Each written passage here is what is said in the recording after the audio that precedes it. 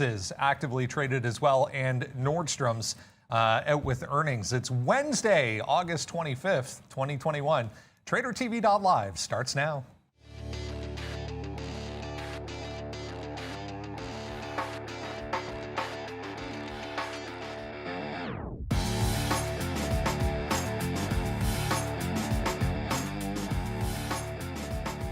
And there we go, some negativity, ever so slightly, into negative territory here for the three U.S. markets. You can see, but we were actually positive when I first sat down this morning. TSX futures here in Toronto to the upside, ever so slightly. Brazil's open trading lower already. Bit of a bounce back again today for crude oil. Both Bitcoin and Ethereum back in negative territory as well. We got all the way up there to 50,000 coming off of the weekend and has been a little bit to the downside ever since then, guys. Good morning. It is Wednesday, going to be an interesting one here. Again, if you missed it, meme stocks had a bit of a resurgence yesterday afternoon. There was some excitement into the close. I mean, the entire group just, lit on fire, for lack of a better term, right across the board. AMC, GME, take your pick. Heavy volume, heavily traded throughout the entire final 2 hours of the day yesterday. They're all pretty active here again this morning. It was definitely something to watch, and welcome everybody. I hate to say this, but I have to start this out being candid. So this LWAC, don't try this at home. It's a dangerous stock in a SPAC, which has a big pre-market movement here. You're going to see this big wick. I was actually shorting it all the way into like 35, like this level, and then it was looking very, very pretty. When it started coming down to this 24, like you're now talking about like a $10 move, and I got to put a trailing stop in, and then I forgot that this is what happens to some of your stop orders. If you get these dark pool dumps that wick up, they can trigger a stop order and get you out. Like, I'm not going to punch in short in this thing at the bottom. I kind of feel like that's a fool's errand there, and it's been a pretty crazy stock, but it happens from time to time. We call it out every time it does. Different types of stop orders you can use, and some will ignore some of these prints, but other ones will use any print that comes off of the tape. So I got kind of punked there. From the best that I can remember, man, it was all about. GameStop started the move in yesterday's action, and then eventually, why is my execution not showing on there? Oh, give me a break. Boom, my executions are showing on it. It's a pain in the butt. Sometimes yesterday's executions will show, and it was like, I swear it was like 10 minutes ago. I was shorting all the way up, man, and you had to have a bit of a plan to do that. Like, thankfully, I was able to get away with it because I got, very disciplined towards the top. Most of these are pretty flat. AMC is the one doing volume this morning, but despite the fact that they're not moving, I'm still expecting fireworks anyways around. Yeah, yesterday's closing session, not closing session, but the final hour, that was quite exciting. We were all over the place. I know Neil was working with GME. I was over on the AMC side, especially right towards the end. A couple of quick trades there, one on the short, actually two separate shorts, one win, one loss, netted out slightly on the negative side. But overall, though, now we've got some levels to work with on AMC. Yesterday, towards the end, let's just pull this chart up one more time. You see this around 42.5. I'm looking more into the volume here around 42, 41.5. I'm going to go ahead and put the stop down at 48.5 and the upside 47.5. So breakout to above 47.5 gets you a long for me for today. A bid down into 43. You might be able to actually pick up a support long down there if we can actually get some holding, some setups down in that zone. The risk shouldn't be more than $2 to $2.5 or so. But AMC is in play. You see Neil and I are both short JWN, Nordstrom. He's not doing a whole lot. This is the chart on Nordstrom right now at the moment. I'm short in front of 50. He's short in front of 70, I believe. We're looking at 34 and change as your stop. It's not that often that both of us are short the same stock at the same time, or in the pre-market. It's one of those things that just happened to work out so far that we both ended up in the same stock. So maybe Nordstrom is something to play. It is 11.5%, or just over 11.5% on the downside. It is SSR, so you do have to offer your way into. If you want shorts, you can't hit the bid. You do have to offer your way into it, so it has to be done on an uptick. And here we go, Nordstrom closing the spread, and now it's 20 cents in the money supposedly. It's pre-market, right? Let's not take too much into it. Let's get the market open, and we'll see what Brennan has for us. Yeah, we have an entire hour, guys, before we get the market open. Want to show you July durable goods numbers here, just out there at 8:30, actually a little better than expected Negative 0.1 versus negative 0.3 expected. So that was the little uptick we saw in the overall futures there. So decent number there for July. Again, durable goods numbers just out. Before we go any further, let's get over to the desk and say good morning to Miss V. Good morning, guys. I wish you all a wonderful day. Please enjoy your trading, enjoy the show, and don't forget to like this video. Let's get it started, Brandon. Let's indeed get it started, guys. It's going to be a meme stock focused type of day, it would appear. Anyways, the volume, anyways, in the pre-market leading us in that direction. It's worth noting there are, quite a large group of these that we need to kind of keep an eye on. Yesterday, as we saw late in the day, guys, there was a bit of a rotation almost. We saw, GME, as Neil was mentioning, it appeared to kick things off. It was about 1 o'clock this afternoon where we saw this volume spike come in, and then the entire group kind of took off with it. But we did see volume kind of come in and out of individual symbols, so we can expect the same today. 100%. I think one of the things I'll be looking for today is I think some of the secondary plays like context logic. The entire time I'm going to go through the GameStop chart just because anyone that was watching the morning show, you actually remember in the morning when GameStop made this move up into 175, and there was some questions about it, and I said, if it gets to 185, that's actually the level I'm looking at. I didn't do anything, and then it got to 185, and that's where it started actually breaking continuously to the upside. And when it looked like this, it had some muted success. It's like you'd get a little bit of a win, and then it wouldn't follow through, and then it would continue pushing. Once it started spilling over into some of the other names, what ended up happening, and just indulge me because I want to look at costs for a second, where you just had costs, the volume wasn't even that big on KOSS there.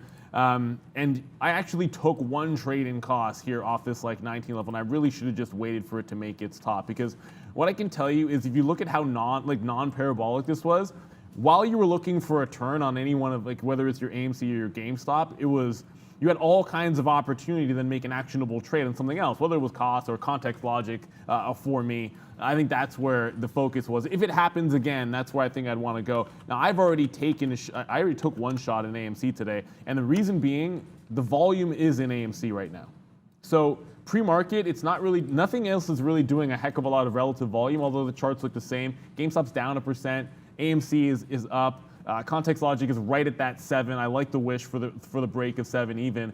But AMC, on the other hand, when we ended the afternoon show, I was saying I couldn't find any dip buy because really I had support at 40.50 when I went to the higher time frame, and then you also looked at 40.50 right back into here, giving you support. So in and around that 42 made some sense, and it just couldn't even get there. So a lot of strength holding up the top end of the range, and now you're holding the close price by a wide margin. Now I was using sort of the afternoon tops here as a quick support level in the pre-market trade. It was probably way too early at 7 a.m. Should have been holding out, and I could still be in this one, but I don't get into anything unless I have an out, so I had a tight one there. I have the feeling that just given the lack of volume across the space, it feels like we got to drop before any kind of a pop. I didn't think this was going to be a one-day event. That's what I said when I signed off. It doesn't mean that that's right, but I'm not looking to, I don't have anything that I want to fade right away. I remember saying that if 225 went on GameStop, I like the 240 as the next leg to the upside. I think that's probably where resistance would be. I didn't even do that look on AMC, but for a dip buy, yeah, 40, 50, 42, those are the areas that I'm going to like on AMC. They seem extreme, but that's only if you only look at it in the pre-market right now, that seems extreme. You look at yesterday, and to me, that's perfectly reasonable. If there's a sell, I don't see why it couldn't be, a good 8 to 10% before a pop. Yeah, and I'm on the same boat with AMC. This was the one I was trading yesterday, and now sideways action is a good thing because it allows you to develop some areas to work with. We saw it late in the session yesterday around the 42 mark, 42 and a half. It bounced around. Like I said earlier, I'm still working 40 and a half on the support side, 47 and a half on the top end. So any sort of consolidation within this range helps the situation. For anyone who's looking for a long expansion, well, this is a good thing. Problem happens if you end up breaking 40, then I'd be concerned about the upside potential. But for now, it does look like there's support. Clearly, there's enough buy interest to keep this above 45, even in the pre-market. So why not take a shot at 47.5? That's the upside potential. Another stock that was moving very fast this morning is still going actually right now. DKS. Here we are. When I sat down, it was at 120. I want to say around 126 and change, 127-ish, and now here we are, 129 and a half on the bid, 129.75 on the offer, looking at 130. So clearly there's some strength here.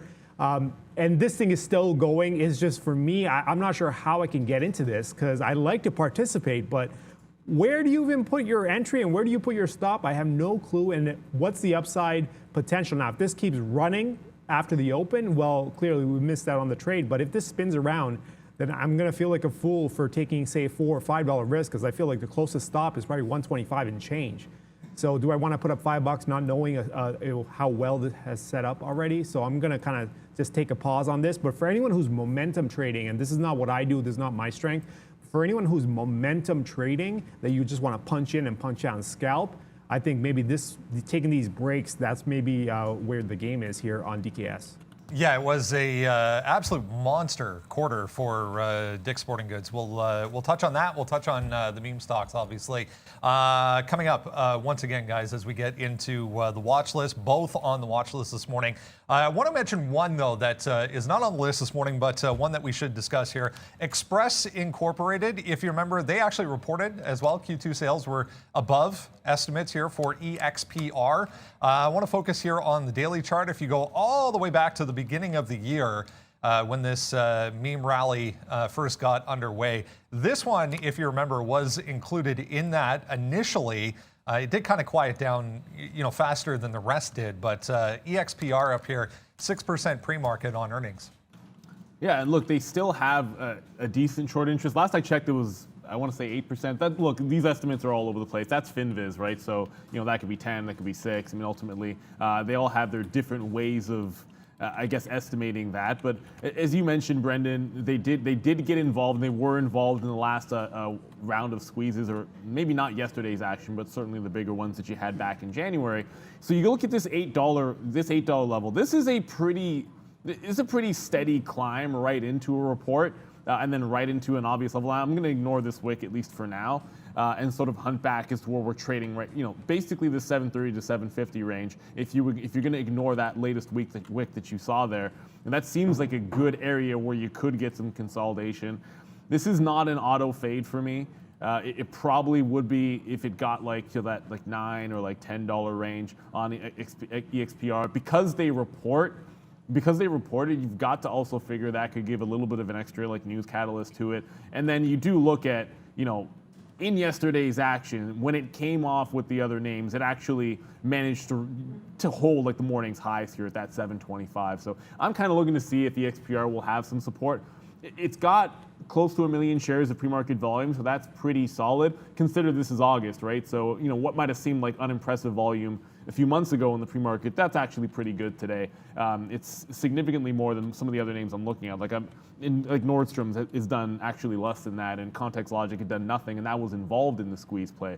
So EXPR, I'd love to see us maybe hold out for a bit of a dip buy. The only cautionary tale I would say is I wouldn't love the idea of doing a dip buy on 3 or 4 of possible squeeze names. Anything that rallied yesterday, pick your poison, pick your spot. One thing I learned from yesterday's action was there was a point where I was actually short 4 names at once. And I look back on that. I know one of them was Robinhood, and it's not technically a meme stock. It was just at that 50 level. But that was actually pretty reckless of a behavior, and I think the other end of that is probably true. So you should only be picking 1 or 2 that you like for a dip buy off levels that make sense to you. So EXPR is on the radar. I don't know if it's top of the list because I know AMC might just have the bigger opportunities, and we got to chase where the action is around. Yeah, absolutely. And let's take a quick look at EXPR. The way it's been moving, man, look at it since 6 even all the way to 8. It's been pretty. That's a pretty nice trend for anyone who likes trend trading. There you go, right off the bottom there. Every bounce has been bought. Clearly, the trend would be broken at around 720, call it 7 even, if you want to keep on trend trading. But this, for me, this is not going to be my style anyways. So I'm going to walk away from this. But I do want to put a question to the chat. Anyone who's actually trading Sava, because it is falling off hard now. We were looking at this at 88. It's at 81 and change now. For anyone who's looking at potential shorts on Sava, I'd like you guys to just enter in your chat what the stop is, because I'm very curious, because the closest stop that I see that I could potentially use on a short would be 100, which is 20 bucks away. So if we were to say bounce into 88, 89, maybe 90, I would consider a stop at 100, but do I want to put up a $10 risk? It all depends on how it comes up. So I'm very curious where you would put your stop. If you were short, where's your stop? Can I throw a number out there? What's up? I want to say like 96, 96 quarter. Just on the daily. I feel like I could find myself using that area there. Possibly. I looked at the daily chart, then I looked at this level right here. Yeah, maybe even to like 96 quarter, 97. Look, obviously you can't short at 81 with a stop like that. But, No. That would maybe allow you if it popped into like 90 to 92. That's what I'm reasonable. thinking. Something along those lines. Anyways, that's just my 2 cents because you asked the question. Yeah, that's exactly what I'm thinking. Brendan, what's up? Let's talk Apple here quickly, guys. A little off topic, but interesting story here. There's Bernstein out this morning with a note on Apple and Google. So Google apparently set to pay as much as $15 billion this year to Apple, and this is in relation to having Google the default browser and default search engine on iOS. So $10 billion in 2020 they paid, and that was up from $8 billion the prior year. So now they're talking $15 billion to continue having Google as the primary search engine on iOS. Apple overall, we've been talking about the past couple of weeks, right back to all-time highs. NASDAQ, we mentioned all-time highs yesterday. I mean, decent look here. This level up here, around that 150 area. Okay, I have to address this one, Mike Korean. It would be awfully sexy to have stop orders like that, like 96, 69. But I kind of feel like that's too obvious, right? So I couldn't say that for Sava. That's why you saw me give like a range that encompassed that 96, 69. You guys are hilarious, man. I love it. Funnier than we are. Well, at least I am, anyways. This Apple, like, obviously it's going to follow the market, right? I love Apple. I think it's consolidation. Like, you can definitely buy Apple on dips, although, I kind of felt like from a value standpoint, like Amazon recently dipping into that 3,200 range kind of made some more sense, just kind of catching that one on weakness because Apple usually will give you the bottom end of the range. It might have to hang around. It might hang out here a little bit before it actually makes a breakout that I think we all believe is coming. Now, could it pull back? I mean, for that stock, I tend not to care too much if it pulls back. I was looking at some levels on some of the big tech names, and 306, 303 still remain in play for Microsoft. On Apple, like I don't love anything around here. I mean, 150, forget about it because you have a 151 a top, ignoring those wicks, and you're pretty ways away from like that support down at like a 145, 146 area. So Apple's a bit of a tricky name. I think when we've been looking at Microsoft, one of the things I was most proud of yesterday was I had wanted no part inside of 303 to 306, and I thought we could go if it would get outside of the range. It was a flat day in the market. I didn't take the trade on Microsoft, so I felt that was pretty disciplined. Could have forced some action there. I definitely don't want to be forcing action in Apple. If we get another sideways day in the market, you're just going to get chopped around. And I do feel like maybe the chips, some of the Chinese companies, the earnings reports here, Dick's Sporting Goods, Nordstrom's, those are going to give you shots. I think Microsoft still has a chance to give you one there. And like I said, like the chip makers as well, because NVIDIA already making a few moves. Yeah, if you want to play some index stocks, I mean, obviously Apple's the big one, the biggest weight of them all. Here we are sitting around 149.90 right now. There's a lot of action here you can consider as support, but the problem is there's too many levels stacked on top of each other. Let's say we get down to 149.50, right? Then you have support probably going down to 149.20.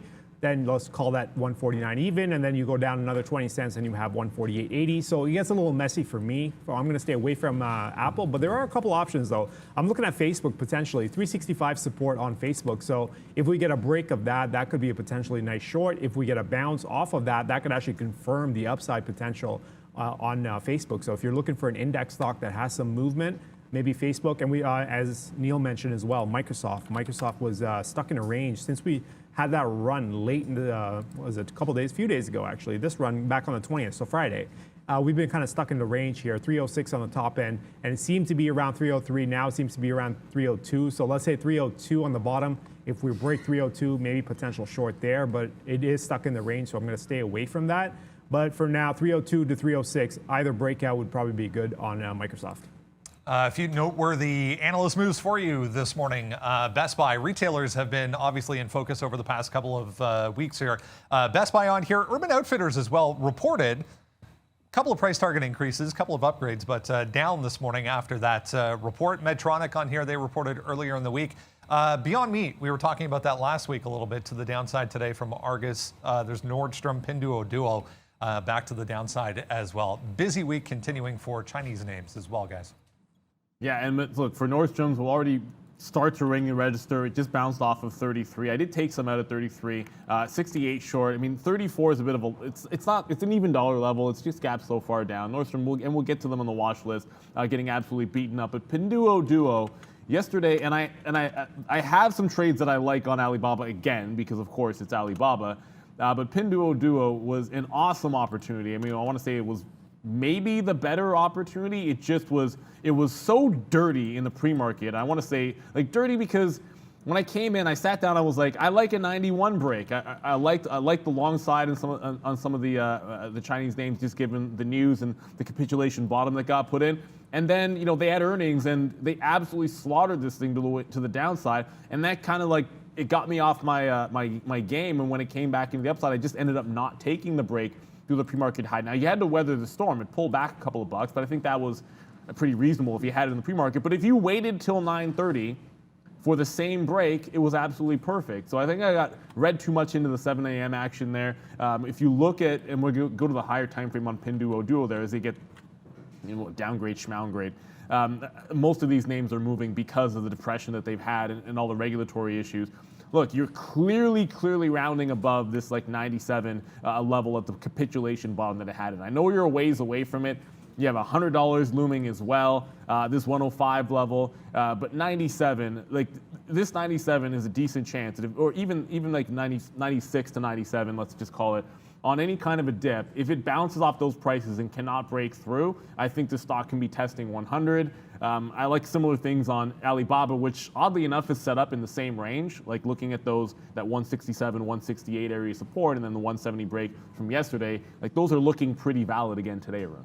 Yeah, I mean, there's so many, I don't want to say so many choices, but it is kind of slim pickings in terms of overall, but the stocks that I do have up, Walmart is one of them.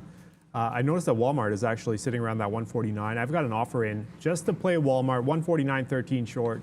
13? No, somewhere, I got to figure out the price on that, but there is a short up there in front of 20 and 149.50 on the stops.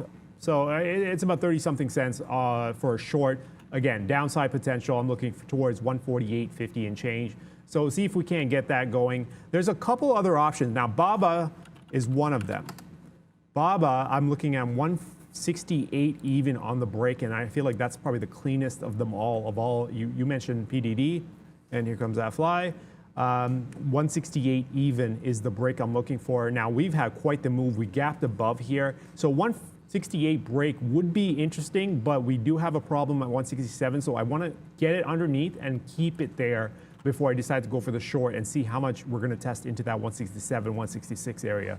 So just keep an eye on 168 on BABA. If we bounce off of that, then we might actually take another leg back to the upside, but for now, it's in that 170 range, which I'm not going to do a whole lot with. The other one, NVAX, I'm looking at NVAX below 228 on the sell side. It has some downside, I say it has a downside bias, but it's not there just yet, but it is something I'm looking at.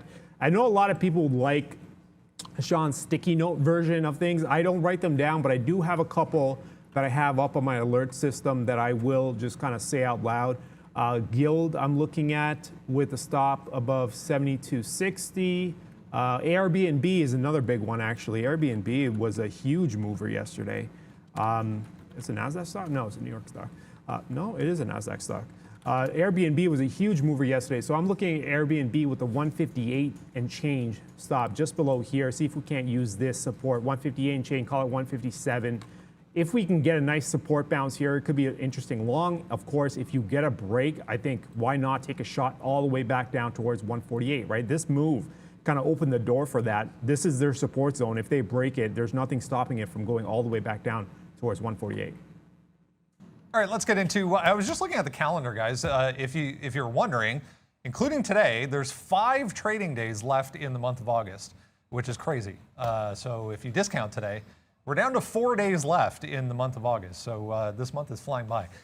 Let's get into what is moving around in the pre-market, guys. If you need the morning watch list, we send it out every single day before we come on at 8:30. That is the link where you can find that. You simply need a email address to get access to that.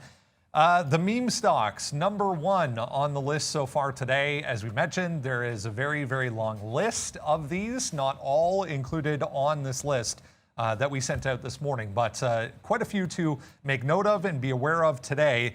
As we said, it was GME that seemed to kind of lead things or kick things off yesterday afternoon.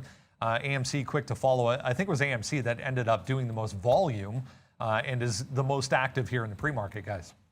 Absolutely. So AMC, we've already talked a little bit buying the dip in this one, just liking that a little bit more. I'm already sitting in front of like that 42.50 area, 40.50 major support. I like that area all the way up to like a 41.5 or so. So anywhere in that range is where I'd look for a bit of a turn. It seems extreme, but the moves were extreme in yesterday's action, and now my executions are showing up. I kind of refreshed things so you can see my executions on GameStop yesterday because you had to be very, very careful. And again, like I said, it was a very dangerous trade if you're shorting, but I was shorting all the way up. And thank goodness that happened, obviously. GameStop is barcoding right now on low volume with a 208 level, and a 208 is completely random. If this actually lined up with like yesterday's close or something, I might have 208 for a break on GameStop. But on the theory that I like AMC on the dip, it's starting to come down through 45. If you're looking for the same thing on GameStop, the only reason I'm going to point to like 195, 196 for those of you out there that are looking at this name. When it took out this level at 200, like the last short, this one felt like it was even better. I got a $4 to $5 winner here when I shorted 95s and then had to stop out and then got back in. And when 200 got retaken, there was a big seller at 201 that just showed up and threw their size on the offer, and I thought it was going to go. That move got supported at 196, eventually taking out that level. So I'm going to kind of give some credence to this 95, 96 level. I like the levels on AMC a little bit better, especially that 40-50. And then we talked about 42 in the afternoon show. That's where I want to start building in front on AMC. But the equivalent on GameStop would be in that 195, 196 range. And I know a lot of times I'd go to the higher time frame. That's where I got the levels on AMC from. In GameStop here, really, just because I was heavily trading it, I'm looking back to some of those prices from yesterday's action. So check that one out if you like GameStop better. Context logic, just because we're talking about these all at once. So I might have mentioned a couple times that it was doing absolutely nothing. It continues to do absolutely nothing all pre-market here, right around this $7 range. I shorted this one and was basically just holding on to it while watching the turn in some of the other names, and it just felt like a rock, but never got any better than 702. That was the best out. Had to settle for 710 on the rest of it. And this is a $7 break, and it looks pretty clean to me.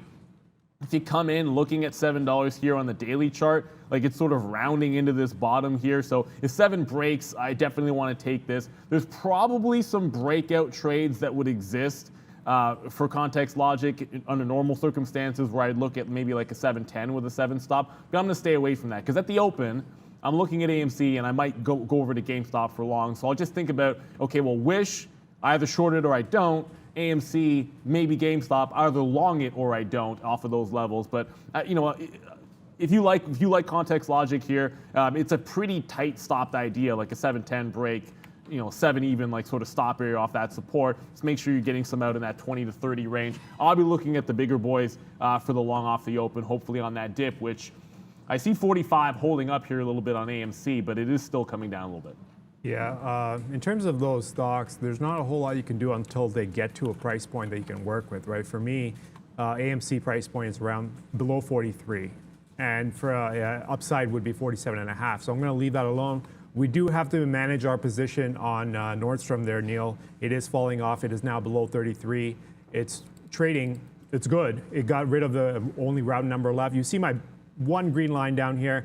That's my first target in front of 32. So why not put a $1.50 target out there and see if we can get filled off the open. There does seem to be some support from the pre-market on the 19th, so Thursday of last week.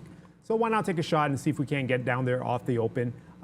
Closer and closer we get to the open, I'll tighten up this trade. If it keeps going in the direction it's going, I think we'll have to tighten up the trade, the stop, just in case it actually snaps back at the open. For now, though, a couple things that I really want to get back to. Facebook, I think that's the closest to any level that I can see. Facebook 365, it's at 365.70.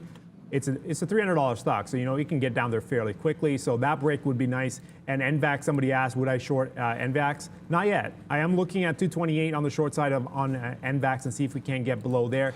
Another one I was looking at was Procter and Gamble. What was the level I was looking at on Procter and Gamble? I believe it was 143 even. There you go. So if we can get a break on 143 even on PG, I'd like to take a shot at that with a 2 days in a row now, Arun. For what? I love, Pepsi and Procter have been two consumer staples recently that I've loved for like dividend plays and to be safe in. At least, well, that was certainly a couple of weeks ago. And 2 days in a row, there's a short setup on both of them. Yeah. Well, we'll see. So I mean, for now, PG sitting above 143. It's a pre-market, not a whole lot. You can see the spread here. It's a 142.60 on the bid and 143.73 on the offer, with next to no shares being traded. So clearly, that means absolutely nothing right now. So we are going to have to wait for the open. But if we can get a break of 143 and settlement within the first 5 minutes underneath 143 on PG, I think I'd like to take a shot at the short. 143.75 would be the stop. 143.75. You can even say 144. Depending on how it trades really within the first couple minutes. But I am looking at those two stocks, NVAX and PG, for potential opening trades. All right, let's get a look, Arun, if we can, at the overall market. We're back in positive territory for the S&P here, only just. Obviously, tomorrow going to be the big event as far as the overall market is concerned, as we've been saying, with the symposium tomorrow from the Fed. Yeah, good old futures, eh? Since that day, what was it, Monday, since we took off at 44.50, 44.55 on the open on Monday, we've just gone sideways. Not a whole lot. At the same time, it's not surprising because it's August. I'm not expecting volume. And I did mention a while ago, towards the beginning of the month, I said if it gets, make as much money as fast as possible, given that it's August, because it will quiet down. The worse, the later it gets, the worse it gets. So here we are in the last few days of August, and it's gone fairly quiet. No surprise there. We are sitting in front of 4,500. That's not that far away. So this is going to be quite an interesting setup. If we stay in this range and we go into Labor Day looking like this, coming out of Labor Day is going to be very interesting, because if we break out in either direction, it could be quite a move, given most of the volume comes back let's say a week after Labor Day or so. For now, though, I am going to say 43.70 on the buy side. That's been the level that's been in play for a couple days now, 43.70 to the buy side. Any sort of setup on the long would have to be below 44.80. So no more than 10-point risk in a market like this. If we get a breakout, I also wouldn't jump on board on that. I don't care for the upside breakouts. When the volume's this thin and the stop is down here and we're 10 points away from 4,500, I'm not sure I'm too keen on stepping in, putting up a 20-point risk for a 10-point upside towards the round number. So for me, 44.80 has to be the potential area of support for me to get along on the futures, at least on these futures. On the S&P 500, this is the E-mini contract, September E-mini contract. NASDAQ is, you know what, let's just quickly take a look at NASDAQ. I don't really trade NASDAQ a whole lot, but it is more active. Well, not more active, it's more volatile, let's say. It's more action-oriented if you really want it. So that thing, it'll move like 40, 50 points, even in a tight range.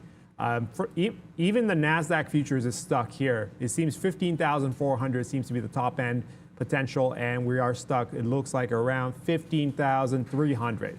So a 100-point range in the NASDAQ as well is fairly tight for a $15,000 index. Yeah, it's kind of tight. I think I'd be careful on both of them. Don't force any trades. This is the time to kind of protect your money. If there's ever a time where you need to kind of make a decision on whether you want to trade today or you kind of want to protect your money and not make too many decisions, it's markets like this where you kind of got to protect your cash and save it for a time when it gets really volatile, right? That's when people make money, when things start really get going, when really they move, whether it's to the upside, downside, whatever the case is. And sideways, it's easy to get chopped up. It's easy to lose money. Protect that capital. Number one rule, protect that capital. Make money, yes, but protect that capital when you don't need to be risking in this kind of a market.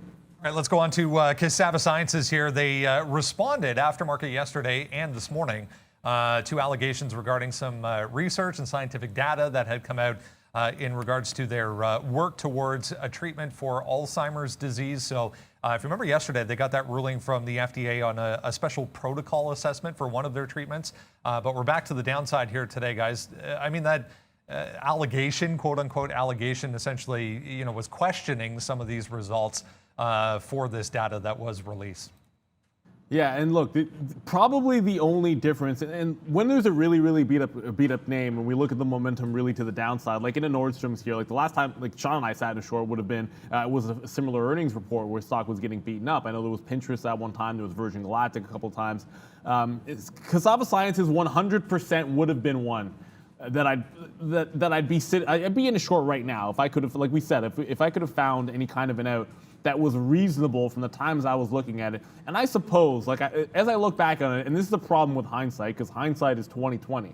Like I absolutely suppose that while it was consolidating here off of 90, like you could have just simply looked at the pre-market action and said, okay, I'll give it to like 94, I'll short 92s on that kind of a play. And the problem is I traded, like when Sava did that double top, that 145 double top nonsense it did not the other day, but I mean, I remember up at this level where it did a double triple top in the pre-market and it was a huge flush. And I remember doing well on it and then looking at it and saying, that's like the worst $7 winning trade that I've ever had in my entire life. And then I made a trade right after that where I did have the tighter stop and then sat and watched Arun in like a $25 winner. And I basically flatted because I scalped a buck and then like had a tight stop on the rest of it. And I'm like, I don't want to be trading Sava that way if it's going to move this way, right? So I'm willing to miss out. I'm willing to not be sitting in something so that I can try to structure trades in something like this so that I can do better the next time there's a $20, $30 move on it. And that's why I need to have something where I can use that 96 to 97 area for a bit of a stop and maybe not just play around with these pre-market levels on absolutely low volume. Now, I do think there's a decent chance that if it does pop into the upside, like there was price acceptance several times here before gearing to the upside in this 96 to 97 range. If it gets there, I do want to take a shot shorting it. I mean, when it comes to support, low 70s, there's still room for this to go to the downside. So yes, I see there's potential for $10 to the downside from here, but if I'm also looking at, I don't know if you're wrong on the short till 97, then short at 82 doesn't make a lot of sense, even if you think there's 10 bucks in there. So I need this to pop. Would I take a long in Sava? Probably not unless it bounces off the 70 even or does a jailbreak, like a capitulation flush through 70 even, something along those lines, maybe even holding up at this 65 wick, something along those lines maybe for a long. Otherwise, I'm shorting pops and staying on the sidelines until I get a good setup. And that'll have to be first off that 96, 97 area. That I can short in front of. Yeah, I mean, Sava is clearly outside the bands that we've been talking about. Again, stop, I put this to the chat, right? What's the stop? Closest stop I see is 100. For now, this is going to be the stop that I can potentially use. But if this changes, if this stock trades a little bit more sideways, starts developing some more action, some more areas I can work with, then maybe we can actually get going and take some trades. But for now, Sava, I think, is off. It's going to be on the radar, but it's not going to be an active stock for me because you just can't get in it, right? So just a quick update. I did get my hands on some Walmart shorts as well at 49.13, I believe is the average price. Stop is going to be just above 49.50. I'd like to see the open. I'm not going to do anything until the open comes out. See if we can't get a breakdown through 149 even and into the lows. So that's the two shorts there. We've got JWN Nordstrom in the money, 74 cents it looks like at the moment, and Walmart out of the money, 8 cents with the spread. Coming in, if you're joining us for the first time, welcome, guys. We do this every single morning. The market is open. We focus from 9 to 9:30 on stocks that are moving in the pre-market. One of those, as Arun was mentioning, JWN, Nordstrom's reporting earnings. It was actually a decent report for them overall. Positive numbers to the upside, 6% decline, however, in quarterly revenue from pre-pandemic levels. They did raise their annual revenue forecast. EPS of 49 cents beat estimates of 26 cents per share, which is a pretty nice beat overall. But there's a lot of comparisons floating around between them and Macy's this morning. If you remember, Macy's absolutely blew it out of the water. This is not a case of that today. No, and when the sales numbers missed, and when you go back 2 years, of course, pre-pandemic, when they missed that, and Gap blew it out of the water. So I said Gap because Gap is coming up. We got a question yesterday. It was like, Neil, what do you think about Gap? And I said, ask me that question after Nordstrom's comes out with their numbers. And yeah, so obviously, if you're going to get compared to what happened with Macy's, it's got to be perfect, and it wasn't perfect. That's just a simple reality, and it had room to run. This is sort of the problem with it. I was sort of talking about it here. Like on a great print, they had a chance to break out. but there was so much room into the bottom here, this like 31 area. Like anytime you can drop that far, a lot of times I just kind of feel like it's almost inevitable that we're going to see this 31 bottom. I have a bid as well. I mean, you can't ignore the fact that there was this 32 level the last time we came down here, even though I think we can break it. I want to be shorting pops in this, which means take some out at 32, take some out at 31. Do I think we break 30 or 31 today? Probably not, right? At the end of the day, it wasn't a horrible report. There was some good silver lining to it. So the idea that it would flush through 30 bucks seems like a bit much to me. That's over like an $8 move from yesterday's close. That would feel like a bit too much. So I don't know if I'd be defending 30. I just know that I'm taking off the short 32 and then 31. I've scalped some profit off for 60 pennies already. This could be one that we're looking at to maybe even short the pop if there is a pop at the open. And I came in only writing down 33.50 as an area, and there was all kinds of chop in and around that area. It finally cleaned itself up with a bit of an offer that stuck around that 70 to 75 mark. That's when I jumped in. But if I see anywhere close to that 33.50 again, I'll probably short in front of 34. If it breaks 34, I'd sit it out till 35. I don't want anything inside of that range. I'd let it get all the way back up into here before I'd even consider shorting it again. And even that might be foolish because sometimes that rubber band effect or the gap back up, it just can be like too much on a depressed stock. And if someone decides it's a value, it wouldn't take much in August, let's just say, just to break some sellers here. And if you get past that 34, at least like a 50 to 70 cent move could be reasonable. I don't like it to the long side, so I'm going to stick with the shorts though. Yeah, I'm going to stick with the shorts as well. Clearly we're both in the short. AMC is coming down? And GameStop. Okay, they're all coming down. We'll talk about that in a bit. JWN, again, we're already short up here, right? And I'm also with Walmart. I noticed something in the chat. They're like, well, it has positive news, but don't get caught up in that. If it's positive, it's gonna go up. That's not necessarily the case because there's so much. It's much more complicated than that because stocks can fall apart on positive news, regardless of whether it's guidance, the actual report itself. Don't get caught up. It should go, based on that, it should go, but that's not always the case because then you have people coming in, selling into the positive news, driving down the stock. There's so much more in play than just the news itself. So if you are trading just based on news, you're gonna get whipped around quite a bit and you might be wrong more often than you're right when you just follow the news based on that. So just be aware that just because something says it's going to be good for the stock doesn't necessarily mean the stock is going to go up because there's many more factors in play that we have to process. And the stock, whoever's trading the stock has to get rid of some shares, whatever the case is, they may be seeing it differently. So we just traded based entirely on the chart. We are day traders. We believe we will be flat by the end of the day. So both of us are short JWN because we saw the same level. 33.50 was that level. We both took some shorts at different prices, but we are both short at that range. And then I did the same thing with Walmart, right? I want to see what happens on the open. It did come up to 49.50 on the spread, and now it's right back down to 49 even. So here we are waiting for the open to see what's going to happen with these stocks, because then we'll know how this market's going to digest this information that's already out there. All right, let's continue along here. NVIDIA, not really terribly active in the pre-market, but interesting story here, interesting news as well affecting this chip maker, but also was yesterday a little bit of a news story for the entire chip sector. The U.S. Department of Energy's Argonne National Laboratory will officially, as of this morning, run NVIDIA's accelerated computing platform in their Polaris supercomputer. So the Polaris supercomputer getting officially now, guys, and I was kind of shocked by this, but 2,240 NVIDIA A100 Tensor Core GPUs. That's a huge computer. It's absolutely huge, and it won't even be the biggest supercomputer out there because Intel's supposed to be building one for the U.S. government, I think it's Department of Energy, and that has been severely delayed for a couple of years, and that's been part of Intel's troubles, and HPQ actually has one that is currently faster than this one that NVIDIA is building, but those are just tidbits that it randomly happened, for no good reason at all. Now, Intel on this, obviously, I mean, they're actually up a little bit, which is weird, and NVIDIA not really moving off of this news.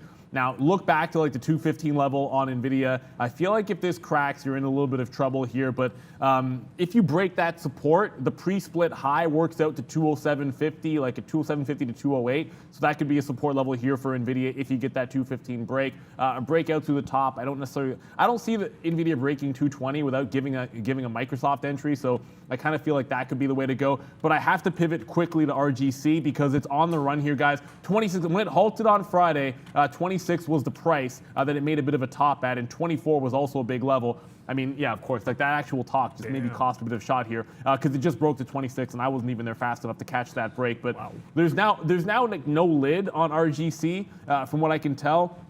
Just watch out. This stock is all kinds of a shot to do some halt trading into the upside. It had several halts if you traded it on Friday. It's absolutely off to the races at this point and just broke the top. That was a big level. I was trading this one when it halted up and then tried to break out through 25 and completely rejected it. You saw what happened. It based out at 13. Now it's another double up here. I anticipate this thing could halt off of the open.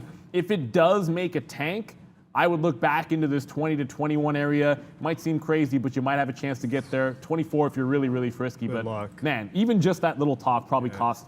Should have had that 26. Yeah, now it's at 28.5, 28.50. Yeah, I was like, oh, maybe I can get a bid in there. Nope, no chance of getting a bid in there. I was thinking maybe 26.5 or so, but yeah, this thing's gonna take off, and you know what? Let's just get in there. This thing is getting aggressive. Maybe not. I don't want a 30 break. That's the problem. I don't want to be breaking 30 when it just took out two. Like it just took out two levels. It took out 24. It took out 26. Like to me, taking a 30 break at this time, it's 12 minutes to the open. I don't love that. If I could have got 24, 26, I probably would be in this one and taking profit at the 28 level and taking profit in front of 30. But RGC feels like it's going to be the 100% over the day for sure. Yeah. Okay. That's definitely going to be one to watch into the open. All right. Let's take a quick look at some imbalances. Well, New York imbalances for now. We've got the last update I have here, you'll see on my screen. JWN to the sell side, 368,000 shares. We got that at 917, 918. That was a lot, well, just now actually. Oh man, there goes RGC above 29. Are we gonna do this? I can't believe it. I can't do it. I just can't pull the trigger on this. Okay. JWN to the sell side. TK, 330,000 shares to the buy side. Ford, 253,000 to the buy side. CCL, 229,000 to the buy side. So that's the imbalances for now. In about 8 minutes or so, 10 minutes or so, we'll get the NASDAQ imbalance coming out. I'll just flip this over to NASDAQ so you guys can see that. So we'll come back to me in about 10 minutes or so. And what else do I have? Here we go with Walmart, finally trading sub 149, trying to work towards these lows. As RGC just broke 32, so clearly hesitation does not pay off in this case. It just doubled in price to go short this name. It was 49 pennies, 49 cents a share. It's now $1 a share to short this stock. And that's just on our system of Day Trade the World here. So $1 now to short this name. I mean, I don't know, like it's getting to the point, like for $30 stock, that's double what it was for that LWAC, which had like a $30 pre-market range. So that's a pretty pricey premium to be shorting this name today. I don't even like it at that expensive. Yeah, I noticed in chat they're calling me chicken for not taking the trade. Yes, I absolutely am, because this kind of a movement, this kind of a trade is outside of my normal operating procedure, I guess that you could call it. I'm not a huge momentum trader that jumps in when things are running, so I like to have setups. If I had seen the 25 break, I would have probably paid up to 26, but by the time we got to 27 and 28, I wasn't going to pay up that high. Unfortunately, here we are. We miss out on trades like that, and that's perfectly fine. I don't want to go too far outside the bands of how I trade, because when I know how I trade and what my rules are in my trading, book, I can control the risk. On situations like this, where do I put the stop? Where do I go long? What am I expecting? All that stuff has to be done on the fly, which I'm not fast enough to do. So I kind of just hesitate and kind of stay away.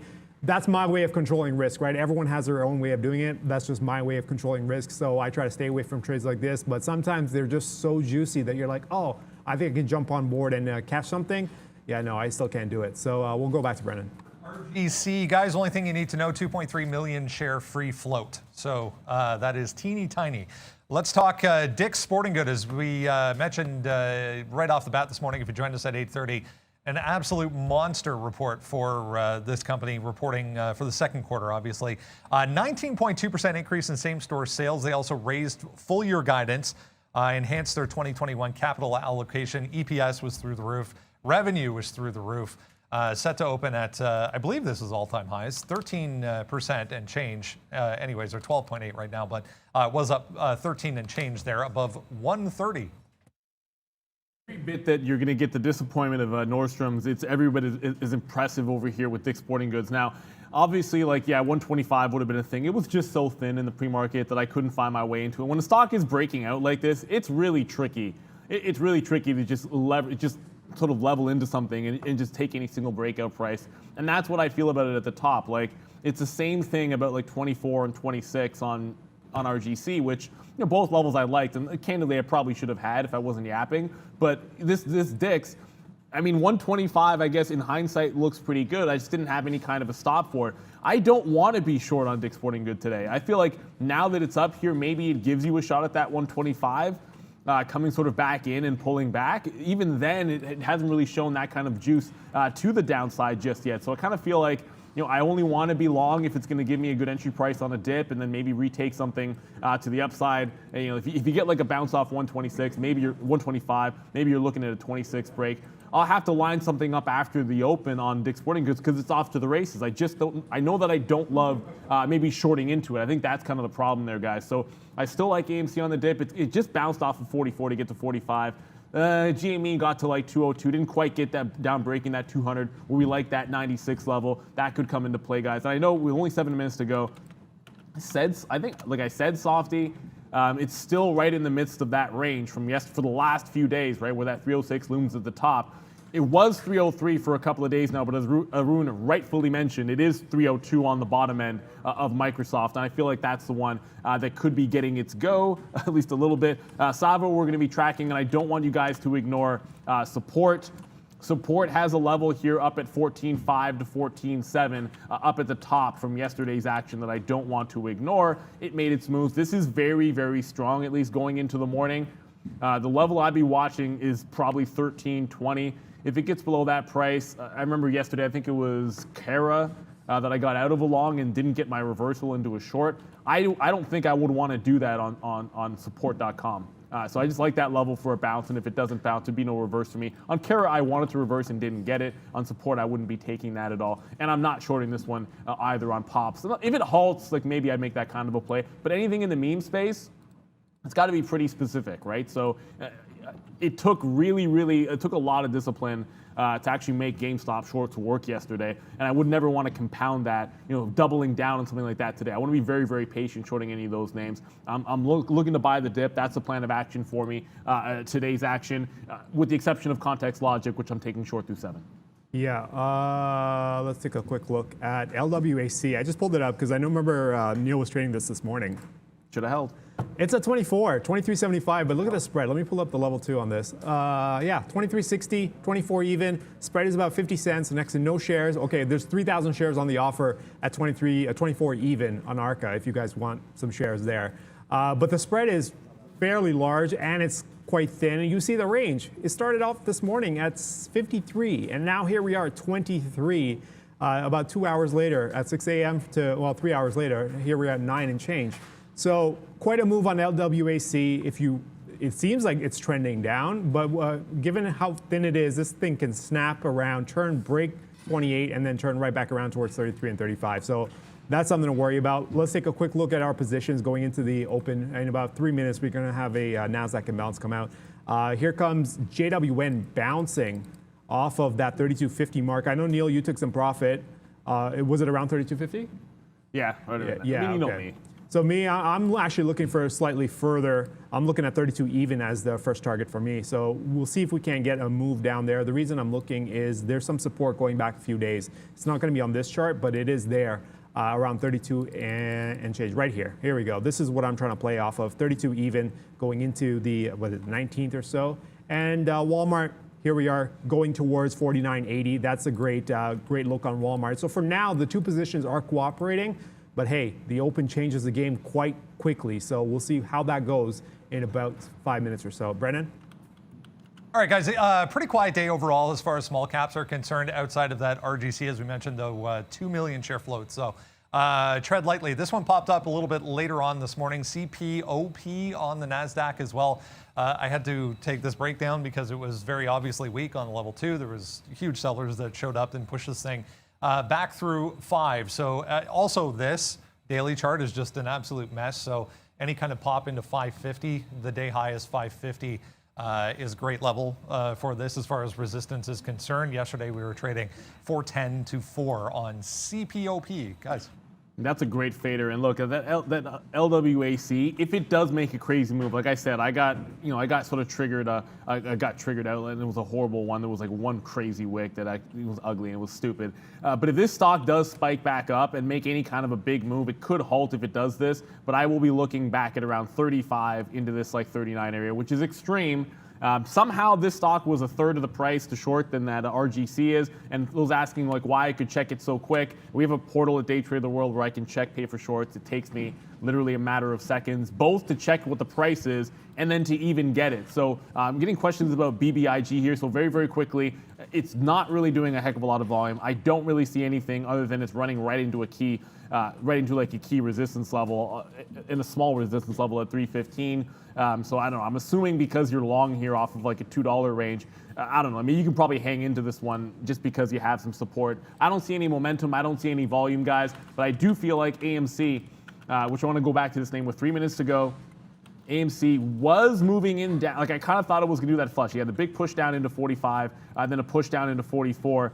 It's now holding back to the previous pre-market low at 45. It rolls over here. I'm trying to be very, very patient here. I've been shaken on this before by getting in way too early. My first bid is just sitting there. I'm willing to sit at 42.50 or in front of it. I might pick some up in front of that depending on how it slows down if there is a push to the downside. I don't want it on a break. I definitely want it on a dip. And then back to RGC because there's 2 minutes left. I know it's a wild stock. It's consolidating up at the top. So jailbreak, the key levels on the way up were 24 and 26. I think they'd hold true on the way back down. But this 30 level is holding. I didn't like the 30 break because I felt it was chasing the stock. And I actually cannot go short even if I wanted to because we have no locates. Watch out for support. It's now coming down to that 13 to 1320 support level. That's why I like calling it spirit, support on support. So we'll see what happens. If it bounces there, that could be good for a nice little run, probably up to $14. So a lot to cover. And we didn't really get into it. We talked about Alibaba and Pinduoduo. The Chinese names almost falling to the back burner at this point. Yeah, there's a lot happening. Right? Let's take a quick look at the imbalances in NASDAQ. SNDL buy side, 300,000 shares. That seems to be the biggest one. And then you have 130,000 shares in CSCW on the sell side. Not a whole lot. That's really quiet for an imbalance, especially in the morning, right? So let's take a quick look at BABA. BABA, well, we were looking at BABA with 168. Well, I was looking at 168. That's the clearest break I can potentially see, and that could be the trade off the open if we can get BABA to get underneath and settle underneath because we do have an issue around 167 and change. So it's going to require some, I guess, some patience there once it breaks. I do want to see how it reacts because if it snaps right back in, maybe the long is actually in play on a false breakout through there. So that is one thing I'm looking at. Apart from that, it's just a matter of managing the two positions that we've got. And what else do we have here? Let me take a quick look at Walmart. And oh no, we have a chat, super chat on CNK. Yeah, CNK taking 1680 now to the upside. It is accelerating. Anything, Brendan? Oh, that's a little bit late. Well, it doesn't really matter. 1650 break would have been great because this stock has been trending up fairly well since 14 even. So CNK. Neil, we got about 20 seconds left. Yeah, we only got about 10 seconds actually to go. It is, of course, it's hump day. Last time, is it hump day? It's hump day. What am I talking about? Miss V's on the bell. Market's overall flat, but there's so much moving. Got to get right to it. 4, 3, 2, and 1. Ring it. Oh, someone just put the Leroy Jenkins in the chat. Don't be Leroy Jenkins. Stick to the plan. I know the bell just rung, but you want to make sure you have a plan of action here. I'm watching Cassava Sciences because I wanted to see if there would be any kind of a bounce. There's no chill in that particular name. Immediately, we're testing upside on AMC, GameStop a little bit, and even support is making some moves, guys. So RGC, that's the one. It's already halting into the upside here. If I can catch anything, like you know, sometimes you can get that bid. If I can, yeah, I just tried. Well, wow. I tried to catch that trade where you get on the bid as in that 15 seconds for a halt, but that's not halted into the upside. So watch out very carefully. If you don't want to get caught. This could go multiple halts. It's like a 2 million float, I feel like. Yeah, okay. Oh, there goes AMC. There's a bunch of trades that just popped off for me. First off, Walmart taking off. Here we are, 80 cents in the money on Walmart instantly. My target's down here, 147.20 and change. So we're going to leave that alone. JWN did snap back. We're going to hold on to this position. I like the short. The target's down here. It's 32.06. What else do we have that's going off? I have Home Depot. No, not Home Depot. Oh, FUTU. That was another trade that actually set up that I actually wanted to take. This break of 100 with a 103 stop. Well, it looks like we're going to flirt around with this 100 mark. Oh, it was 101 break. Okay, well, I'm going to have to send the order in and leave it there. What else do we have? Airbnb. That's right, but like a support actually bounced off that 1320 support area. I missed it as I'm staring over at RGC. I don't get it till it breaks that 50 level on the way back to the upside. I end up with like 58, so had to chase it a little bit here off of that support level on support. Brendo? CNK, guys, quickly, along with Regional Bank Trustmark Corporation moving to the small cap 600. It would appear. So that was just out there around 8:30 this morning. But MIME joining the S&P index, replacing CNMARK. So CNK to the S&P 600, guys. There we go. We'll do a little bit of whiz action. Like, obviously, it was a good level on support, but the distraction of RGC kind of maybe missed that by like 20 cents or so. But it's still a good bounce on it. I definitely want to take this out in front of high of day.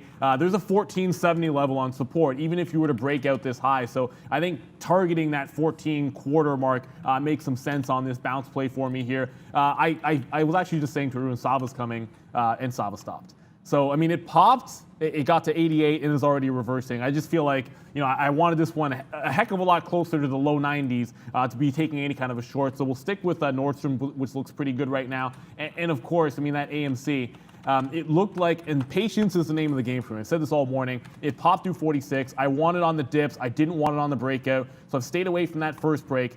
It's going to be tough not to try buying this one in front of 44 because if it tries to put in a higher low, you could see me take like a baby position in here starting at that 44.20. I still much prefer 42.5 though. Okay, so I try to get myself into some FUTU, made a quick mistake there. I wanted an offer in there, ended up going long, got it out. I think I made I made nothing. I got out, covered my fees on the FUTU, and now I have the offer in the place where it needs to be. So FUTU short, just in front of 101 with a 103 stop. We're waiting on Walmart to get it to its target at 147.26. That's 80 cents in the money at the moment, and we are still waiting for JWN to get down to 32 and change. That is also our target. Looks like NVAX has bounced right off that 328 marker, so we're not going to be going short there. What else do I have off? Baba broke. Baba broke that. So did Pinduoduo. There you go. So the Chinese stocks are breaking down at the same time. I'm waiting to see more info on this. If we do end up with a short, it's going to be a 170 stop.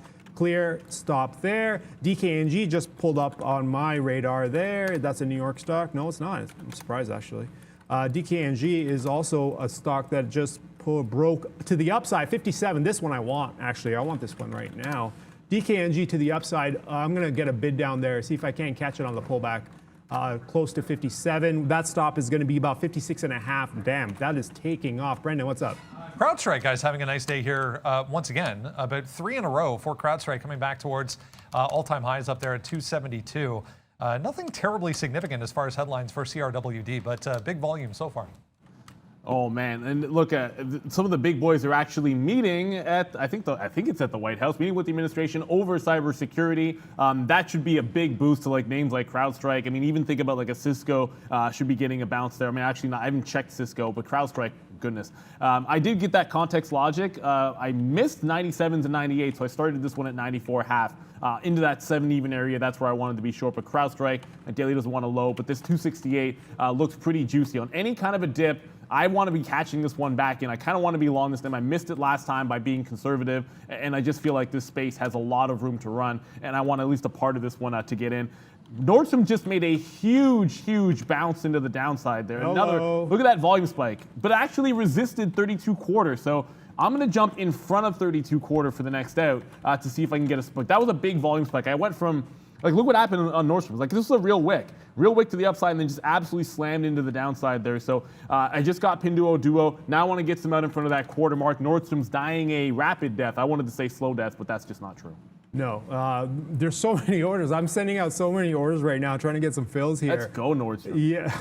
Yeah, let's go. I'm sitting in front of 32, so see if we can't ride that one.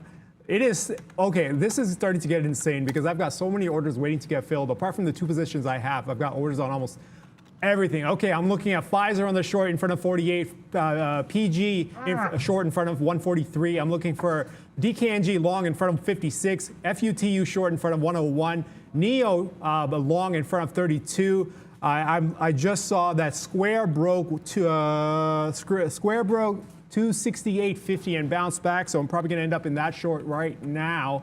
So there's a lot happening on the market right off the open. So hey, anyone who thought this was going to be a quiet day to start, well, clearly not just yet. Here we go. We got a fill on NEO on the short side, 38.49.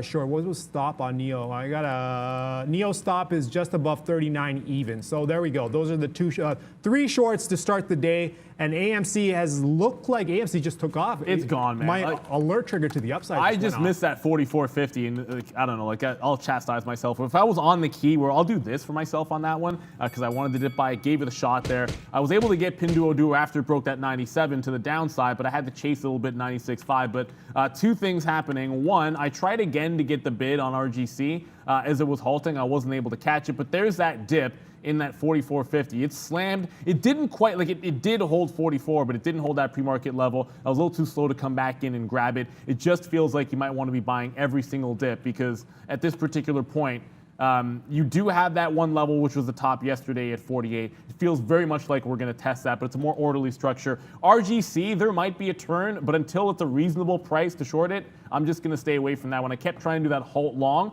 I couldn't get any shares there. I wonder if there was even any liquidity to get those on the bid for that 15 seconds. Okay, so one trade I was trying to get my hands on, DKNG, damn. 57 break, and here we are at 58.22. No chance of getting that fill. I put a bid down in about 10, I feel like it was 10 to 15 cents below the market at the time. Well, yeah, it's gone $1 and change, and NVAX gone. 235, bounced right off that 228, and there it goes. There goes NVAX up $7 off that 228 support point. So I guess those true trades aren't happening. But you know what did happen? Here we go. We got JWN out in front of 32, so that's $1.40 something cents in the money. And looks like Walmart's bouncing back off that 148, so we may have to run some protection on Walmart here. Let me look at the chart real quick. And no, we're going to leave it. I don't mind the chart the way it looks. I'll let it come back. It's okay. So we'll leave Walmart alone. And to find, I got NEO. Let's take a quick look at NEO on the short side as, well, that's a short as well that I've taken in front of 38.50. Here I am on the pop on NEO. What was my stop? 39 and change, I believe, was my stop. Yeah, 39 and change on NEO. The reason I'm going for the short off of this pop, well, we'll see how this works out. So it's a 50-cent risk. This is a wrong chart. Never mind. Everyone, I want to just come to Dick's Sporting Goods if I can for a quick little second here. I'm trying to avoid not saying the full name because there's some immature people on our crew.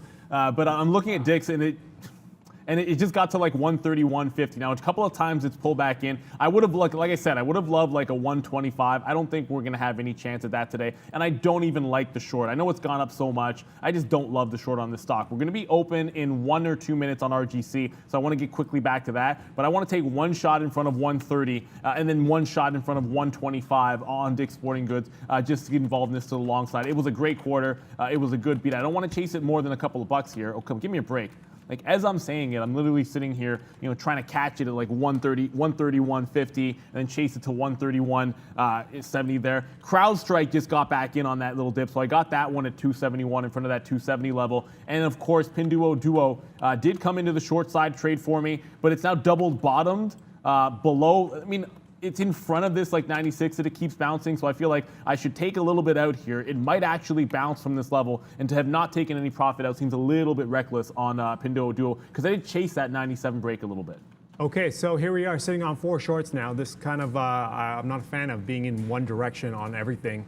But here we are in 4 shorts. We've got the same short on JWN out in front of 32. That's working out well. Walmart also flirting with that 148.50 level. That's fine. New positions on NEO.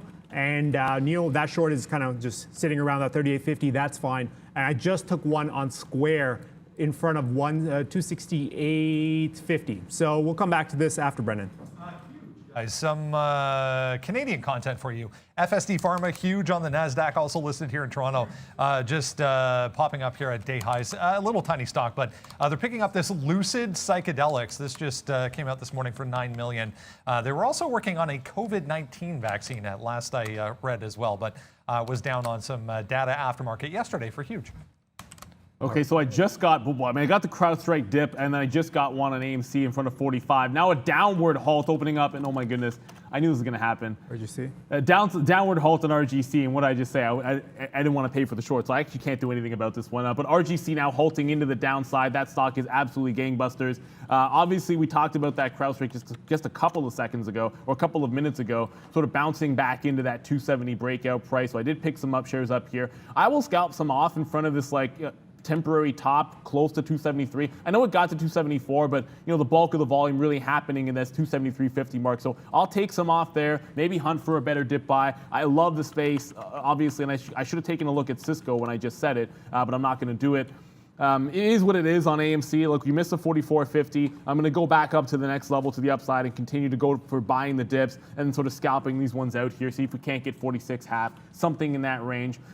At the end of the day, I didn't want to take breakouts on this one and end up being the wrong way to play it. So let's see if we can't ride this train into the upside. I just got into CrowdStrike, and immediately it is looking like it wants to test. Whoops, CrowdStrike is CRWD. Yeah, that would be how you spell it. Got to spell it right. Yeah. So we're able to quickly get this one in front of that 27.30, so 273.50. Quick $2 bounce, but I think we have runway here. Right, I think this can take out 275. I don't know why I say we, but anyways, CrowdStrike breaking out. Daily doesn't like me. CrowdStrike breaking out. I think it can take 275. From there, I kind of just want to hang on to this one. I absolutely love that space, especially today.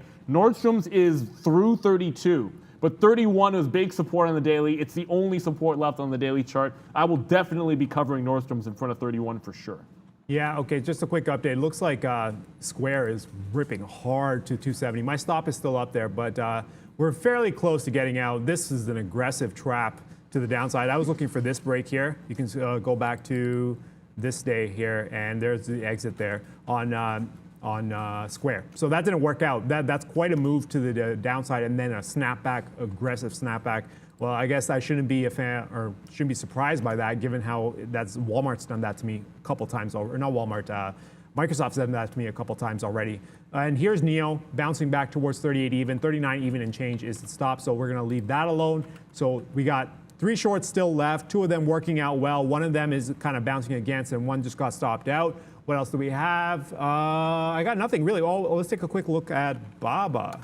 Because I remember 168 and change, that was supposed to be the area of interest. They're bouncing. Yeah, it's bouncing. I'm not surprised. I wanted to see how much action we were going to get on BABA below 168 because of what's happening around 167. So if we bounce hard, then I think the 170 long turns into a trade. If we hesitate here, then you could potentially take a shot at the short. But it does have to declare itself and figure out what it wants to do. But for now, I want some more information on BABA before I decide to do anything. But let's take a quick look at DK. Oh, AMC just made another power move to the downside here. I had to take it. Whoa, AMC. AMC just made another power move down to that 44 level. It just broke 44 twice in a matter of seconds, and both times the bid just spiked right back up. So, I mean, you're going to see me take a little bit of shares there. If it makes a push down to 42.50, I don't want to be holding all the way to that level because I feel like 40.50 is really your support. I'm not holding this all the way down to 40.50. I'm going to cover if we break 43.5 and look for another long trade, which I think will be probably 2x because that's a level I really, really like. Now, we're still going upside on CrowdStrike, but you haven't broken 275. And once it breaks 275 CrowdStrike, that's when I would look to put a trail in here. But I want to see if I can get this back to VWAP first on AMC, take some out in a break of 46, and then more out in front of the high of the day. Brendan, what's up, bud? DraftKings going again, guys. Just saw a volume alert here at day highs. 4%, 2 days in a row here. We cleared these levels over on the daily chart yesterday, if you remember, on positive news for DKNG going again. Damn it, DraftKings, why couldn't you just slow down when you broke that 57? I saw you, but I was too slow, and I wasn't going to pay up 20 cents off the spread. Okay, so that trade's gone, so we're going to have to cancel that order. A couple trades that I do still have left on the market here. I'm still looking at that short for PG in front of 143. We're 50 cents away. And this is not exactly a high flyer. It's not exciting. So this could take its time, and I wouldn't mind them bounce back up to 143 on that trade. We're going to have that stop just at 143.75. So the risk is going to be about 75 to 80 cents or so on PG on the short side. And the other trade, I'm still waiting for Futu. Well, Futu, it's at 99 and change. I'm looking at 101. I'm going to have to pull this order soon, though, because if it starts to stabilize here at 99, I may be worried that this might just bounce straight back up. So I do want to look at the potential for a short, but I don't want to step into it just yet. So I want to see how much more action there is on Futu before I get back into the short side. Initially, it was great, but now that we've stalled $2 lower, maybe it's time to pull the order and wait for some more information. Yeah, so I never got that. I never got DKS there buying the dip. You guys are coming up with some pretty good puns, and I'm not hating on any of it. I think it's absolutely hilarious. Just don't make me chuckle too much. We still have to trade here. I never actually got that dip. I wasn't aggressive enough. Probably should have just crossed the spread here. Looking to take out that 135. So Dick's looking incredibly strong. You guys can have fun with that one if you want. CrowdStrike, however, just turned off. It just rejected that top, that 275 again. So good idea to take some profit off. I will try and rinse and repeat down here, 271, 271.50. If we get a dip buy, I only want to be on the long side of this trade if I can help it. Nordstrom's is rounding itself out down at that 32 level. So certainly that looks interesting. One that we didn't talk about, and I'm only going to bring it up because it is continuing to make some, I want to say power moves, but it's only a 50-cent move up, a TKAT, because the NFT names were also moving, especially this one in yesterday's action. It was flushing at the open, just made a big push back into those highs. I just want to quickly note, if you go into the charts from yesterday, this would have been, I guess afternoon resistance and then the morning bottoms at 740. That is your big level. If we actually take this level out, call it like 750, TKT could run. I think it's a short in front of that level with an obvious reverse into 750 breaks on TKT. Clearly a big mover from yesterday, but again, getting overshadowed by some of these meme names. Yeah, reminded me, when NVAX took off that 228 level, I just took a quick look at mRNA. It also bounced fairly aggressively off 388, 390. So now I'm thinking, well, why not go for the long in front of 400 and put 296 or 396 as the stop? $4 risk on the trade. It's at 405. There's no way I'm paying up 405, but a move down towards 400 would be actually a pretty good trade. So maybe we can get that trade if it slows down a little bit on mRNA. NEO, I just noticed that got stopped out on NEO. Looks like that's taking 39 as well. Quite a reversal on a couple of these. Square kind of moved down and then snapped right back up. NEO moved down aggressively, took out the level and snapped back up. So two hits there. But we've got two big winners on JWN and Walmart covering for those losses. So that's not much of a problem. We're still looking for some more trades. I noticed that Pfizer is actually in play as well. This BGI, by the way, guys, the BGI that halted, there's almost no volume there. Like I'm looking at like 300,000 shares. So I'm not. That doesn't really grab my attention. AMC still looking like it wants to shake out. It's not at that 42.50 level, but it just broke that 43.50. And it's holding an offer below. For me, that's going to signal that I did get a little bit. I did get a little bit of profit. Oh, I actually just held that bid there. I should be showing you guys the chart. Apologies, because I was on that BGI, I should say. I was looking for AMC to just hold, give me a break. I was looking for AMC to just hold an offer below that 43.50, and then I was gonna get out manually, and then didn't. So we get right down there and just smacks, the offer wouldn't hold, so I didn't end up covering it. I did take some out in front of 45 like we mentioned we'd do, and then I have an offer at that 46 level, but I don't want to be sitting there all the way down into that like 42.50 range where I think there'd be a better bid. So as long as we're managing to hold these bottoms, I'll probably get a little bit more aggressive taking some out at 45 if I get another shot at it. Brenda, what's up, bud? Moderna, guys, it's one of those mornings.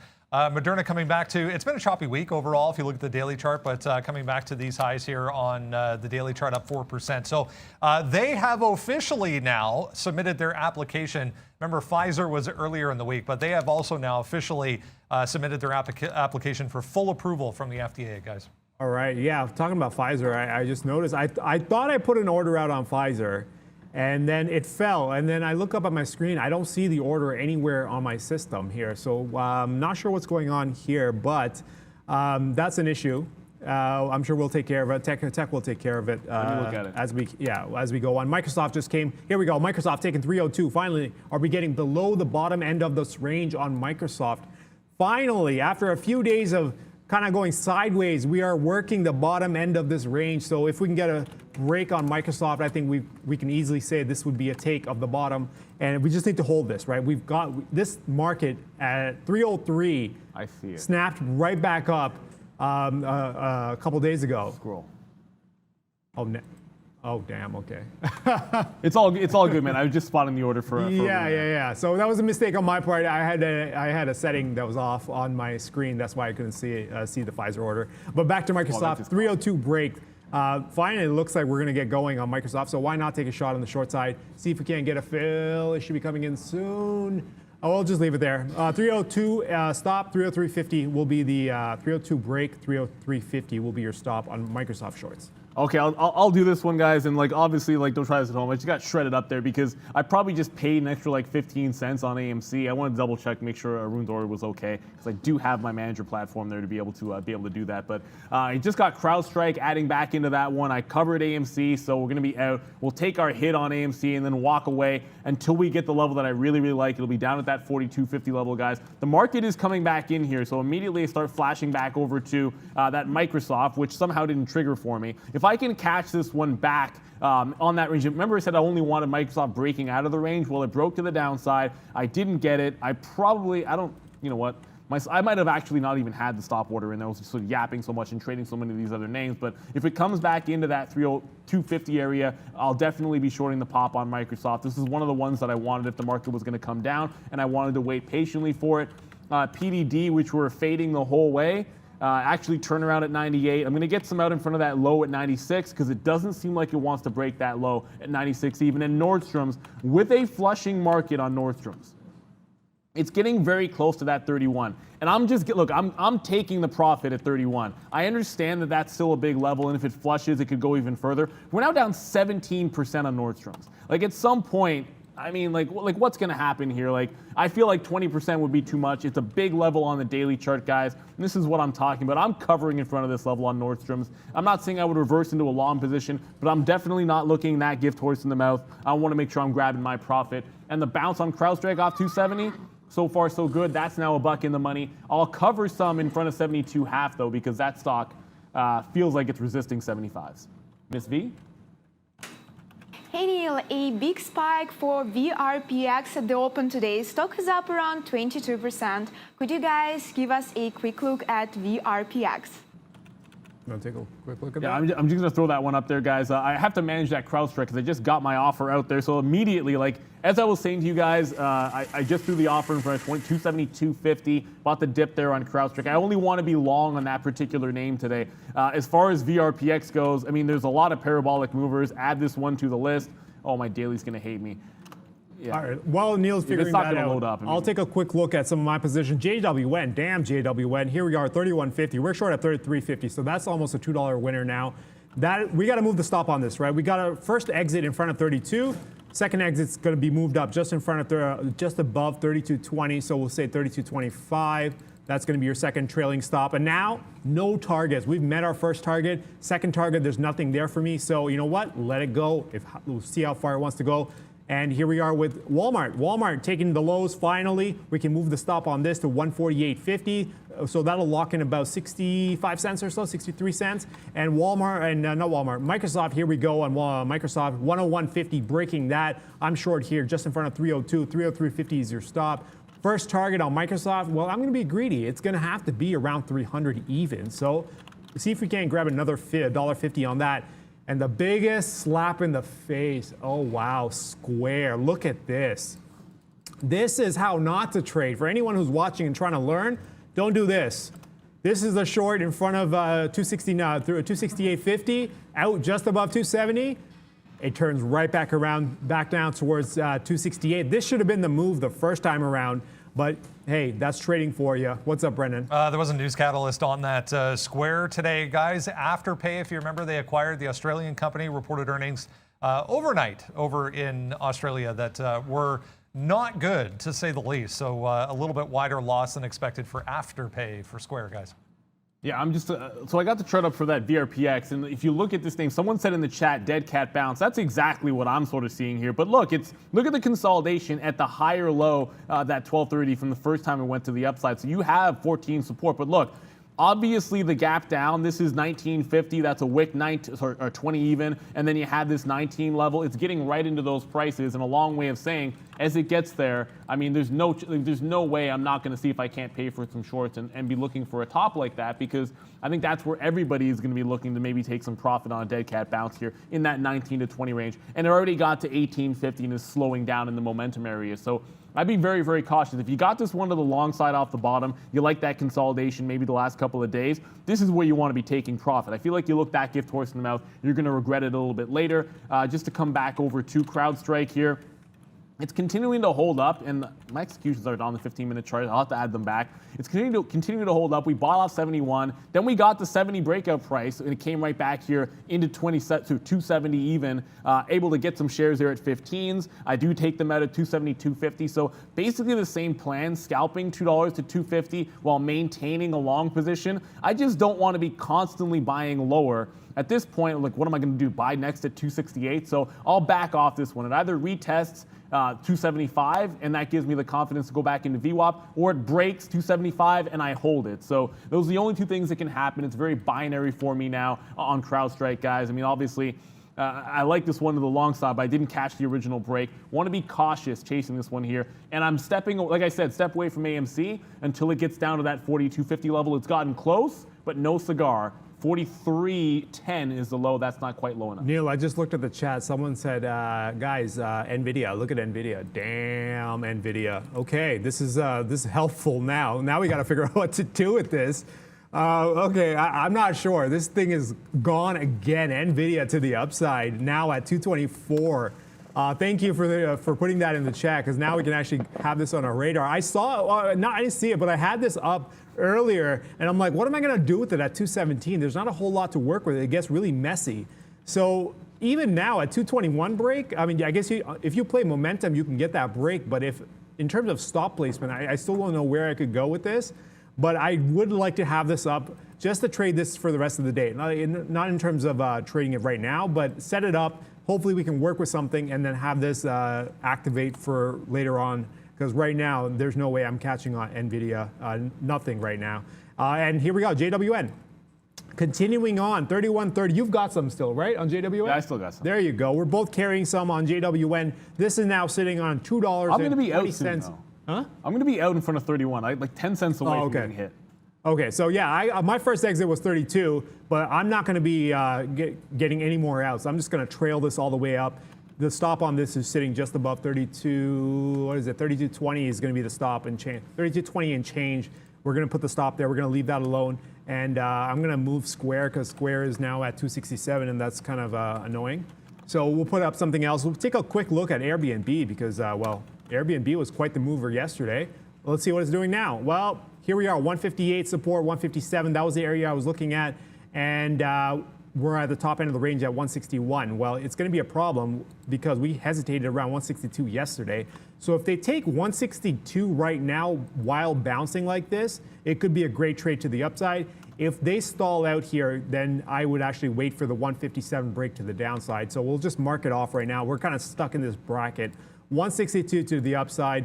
156.75, I think, was the downside marker that I had. Here we go. We're stuck in this range. I just want to move out of either end before I decide to go ahead and take a trade. NVIDIA, damn, NVIDIA. Here we go at 224.30. And Walmart actually now finally starting to get through and try to attack this 148. Mind you, my first target is not even on the screen.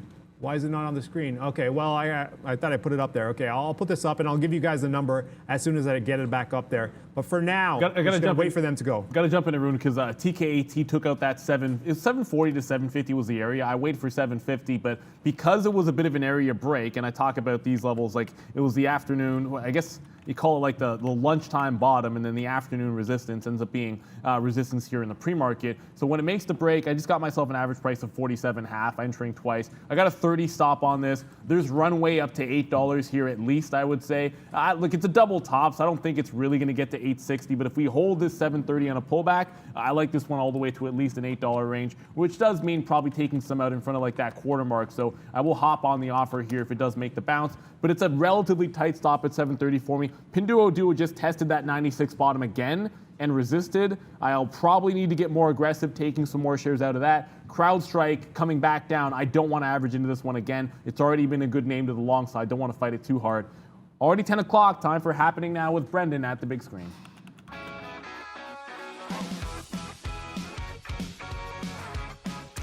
Hey guys, yeah, overall pretty exciting morning. We'll touch on what the indexes are doing here. S&P 500 pretty flat. Same story for the Dow, the NASDAQ.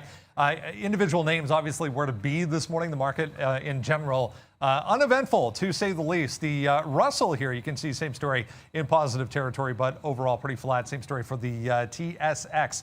Couple of things we were touching on if you joined us in the pre-market this morning. Looks like Cassava Sciences might have made its move in the pre-market. Not really doing a heck of a lot since the open here. Tested higher, tested lower. It's chopping around at that 80 level. Still decent volume though on Cassava. Yeah, NVIDIA, pretty impressive, man. We touched on the news there with the supercomputer. 220 was a little bit of a pause on the way up initially. Once it got through that though, $5 more, guys, for NVIDIA. Off to the races. Back over to you. All right, let's take a quick look at some futures here. I've got the NASDAQ futures, which are kind of not doing anything, but I am seeing the S&P futures. Let me get those up. They are actually moving to the upside now. We bounce around that 82 mark, 44, 82, and here we are, 87. Still within that range. Not that impressive, but the fact that we're back at the top end of the range this early on, that's kind of surprising. We'll see if they can get above 44.90. To be fair, and I'm just going to put this out there, I haven't made a trade on the futures since Thursday, I believe. Friday. Friday was the last day I made a trade on the future. No, I actually didn't make a trade on the futures on Friday. Thursday. Since I've been on the show, I have not made a single trade on the futures. I missed that initial trade that took 4,400 on Friday, and since then I haven't done a whole lot on the futures. It's gone quiet. The risk is a little slightly different. I also have more stocks to look at now. In a way, it's a great trade-off, right? Because the futures have gone quiet. Now it puts me in the position of trading stocks. I can do it. I choose not to do it a whole lot just because I put more risk in the futures trades. But hey, why not? When the futures are quiet, make some money in the stock market, right? It's an option that's there. And you learn different skills as you trade. And the only way to get better is to keep on trading and keep on making mistakes, because you will make mistakes.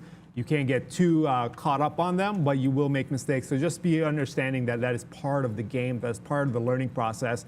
And everybody has to go through this. And here we are with Airbnb looking at 162 break. Remember, I was looking forward to this kind of just stalling out a little bit and then taking off. If it did do that, I'd like to be a part of Airbnb. It looks like we're going to get a part of that as we take off through 162. The stop on this is going to be just below 150 at 160 even. So I'm looking at 159. Oh, damn, Airbnb. Am I going to get this? Am I going to get this? Oh, the spread just opens up and it just takes off. Yeah, it's already 50, 60 cents in the well past 162, but again, I'm going to rely on the spread because it's so thin and the spread is nearly 30 cents. I can actually leave a bid in there and hopefully someone's willing to cross far down with enough shares to get a fill in there. And we'll leave that order there and see how far we can get with it. 159.50 is going to be the stop on Airbnb. That's how I felt about Dick's Sporting Goods there. It was just almost impossible to get in. Like it looks like there was a good consolidation, but unless you were really just crossing spread and getting really super aggressive, there was almost no way to get into this stock. It has reversed off of 135, but it's still managing to hold up here, checking up at 132, still looking relatively strong. It's very similar to CrowdStrike, which is the one I'm managing into the long side of the trade. This is getting right to that 272.50. It did give another dip, and I said I wouldn't take another leg in on that dip buy because we're still holding on to someone. I wanted this testing the top, starting to slow down a little bit. The market's rolling over and coming back in. and I don't want to get caught sort of like buying like the reversal on the move here when it's already been a pretty good one for me. TKAT didn't want to hold up there as it just broke that 230, 730 area. So I'm going to get out on a breakout trade. It's tighter stops and dip buys for me. That's the way I like to structure it. But you know what? It could still go. I just don't love it. I see you guys talking all about that ADTX. We talked about. I think we already talked about VRPX. That ADTX, another one that's going to be hard to borrow for us today. So it feels like a lot of times, like we actually get free borrows, like able to go short on shares. And today, it's essentially like paying for a lot of these ones. So I think that probably has something to do with yesterday's action. But that ADTX, if it gets to 4, that should be a big level here at $4. $3.50, kind of a nothing burger, except for the fact that it's a round number. But $4, a big one for ADTX. I'll probably pay if it gets close to that price. Brendan? Neil, you were inquiring about this TBIO down big time this morning. There was a deal in place with Sanofi, $38 per share. Apparently, there was some speculation that there might be an increased bid from third parties. So it looks like that is now off the table. So all I see at this point is simply that the bidding war might be over for TBIO, down 2% here.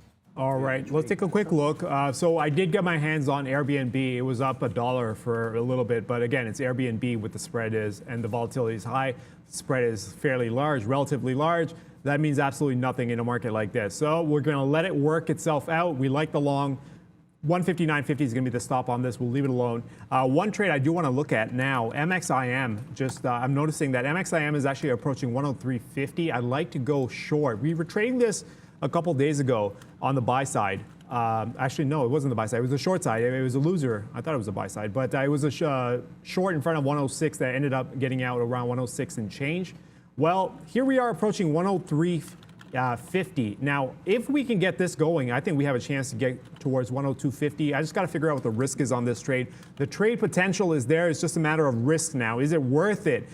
If I'm looking for the first target to be about $1, I can't risk more than $1 because we are running into support at that point. So I'd like to stay away from that as much as possible. So if it's going to be more than $1, it looks like it's going to be more than $1. I'm not going to take this trade. I thought there may have been a trade there, but it doesn't look like there's going to be anything there.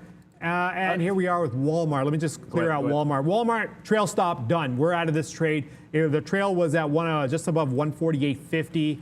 Here's the cross out. It bounced right off of 148. I did end up putting an order there, which I'm going to now cancel because, well, the target, I had thought I put out a target, and then I realized that I didn't put out a target. Turns out the target would have been around 148 and change. Well, we didn't get that fill. You know, I kind of missed something, so I didn't get that fill. Trail stop got us out. We locked in 65 cents on Walmart on the short there off the open. We are still riding, both of us are still riding the Nordstrom short from up here at 33.50. Yeah, and look, I did pay for shorts on LWAC, and I would say an unsuccessful big winning trade this morning for me because I should have probably held on to it. But I said if it popped to the upside, I'd look for it, and it's in that $30 to $35 range that I like it a little bit better. I mean, you have an area here up to at least like 36 where I think that's where resistance could come in. The stock is crazy, by the way. I don't know who was buying it at 50, and if you ever see something like this, it's like a SPAC deal. If you just ever see a gap up like 5x on a SPAC on the news, like please don't buy the top. I don't even understand why there was anybody buying the stock at $50 this morning. But anyway, it's really early in the pre-market. I don't know why people get caught in that. Hopefully nobody here did. But if we reopen and test that, immediately start testing 30, it could halt into 30 because that's another 10% to the upside. So I'd probably sit it out unless we can get trading action between 30 and 35, and even then that's a wide range. I'm back into context logic below that 7 even. I was just able to get some Pinduoduo out there in front of 96, so still holding on to that. But Nordstrom's, oddly enough, seconds to the open here on that LWAC, but Nordstrom's holding that bid. I said I'd get in front of the quarter. I'm going to get on the quarter. I'm all done with Nordstrom. Whoops, I actually just went. Somebody just hit it twice. I accidentally just went long. I'll pay the spread. But I just got out. 31 was my out. It just stalled at 31.20 twice. That's where I thought support would be. So I'm walking away from Nordstrom. We'll take the winner there. We both liked the short side. If we talked about retail, after what happened over there with Macy's, you really had to blow it out of the water, and they did not. And they're being punished for it continuously here today. Yeah, well, Neil's taking profit. Again, for me, it's going to be just a trailing stop, right? We're going to leave the trailing stop just above 32 and see how much we can get. When a trade starts working like this and it starts working in your favor and you actually have levels to put in, just let it go as far as it wants. Look, I got my first target. Might as well let it go and see how, let's be greedy with this. Greedy in the sense that done properly, but like I'm not being reckless or anything. I am putting the stops in the right places, giving it as much space to breathe as possible, try to make me as much money as possible while still protecting profits. That's what I mean. Brendan, what's up? Firm, guys, having quite the day here. 6.5% already. Just broke 72 there on a huge volume spike. You can see down there, monster volume came in through that area. Breaking above some key levels on the daily chart. Bank of America with an upgrade on Affirm today.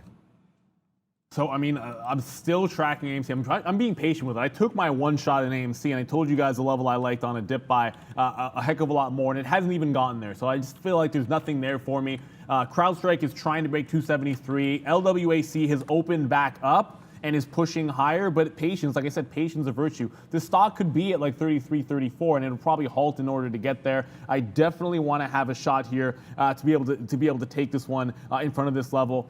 If you see me going back and forth between the charts, it's a fantastic question. I use 1, 15, and daily charts. That's pretty much all I'll ever show you. I have some 3 minutes that I use for myself. If you see me look up, I'm looking usually at 3 minutes or higher time frames. But the 1 is going to be the primary when you see the executions on there. It'll always be a 1 minute chart for me. And I don't mind sitting out this move on LWAC, by the way.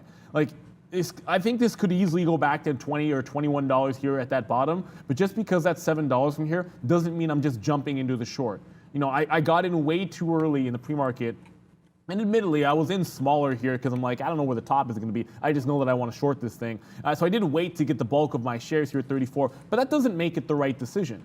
It should never be the case that you're saying, oh, I'm going to hold on to these and this is okay because it's a small amount. That's ridiculous. What actually makes good traders is the same thing that makes good poker players. The ability to trade something is trade one share the same way as 100 shares, the same way as 1,000 shares, or $1 the same way as $100 or $1,000 or $10,000 is the same reason why Phil Ivey can make the right call in $1 million pot and you can't. The easiest way I've always found to beat other traders at the poker table is the guys that cannot handle the stakes of a bigger pot and suddenly change their behavior or attitude. Those are the guys that you want to beat. And the same thing goes with trading. So just because it ended up being a good trade, getting in early because it's like ho-hum, small amount of shares, you want to make sure that that's not the only reason why you're behaving in that fashion. And I understand that that was a bad entry point. And when the market opens up and it's halting all over the place, now the time is to be a little more cautious. You can get away with that activity in the pre-market because I had an understanding that it probably wasn't going to halt in that situation or give me those crazy jailbreaks that I couldn't get away from. But here, I want to be very, very cautious. It's already halted 1, 2, 3 times and could do so a fourth. So I want it breaking 30 and then looking for that short up around that 33 to 35 area, guys. So yeah, I know, shout out to Phil Ivey. There's a lot of other players I could have said there. It was the first dude that came to mind. I'm not crapping on. There's a lot of great poker players that I love.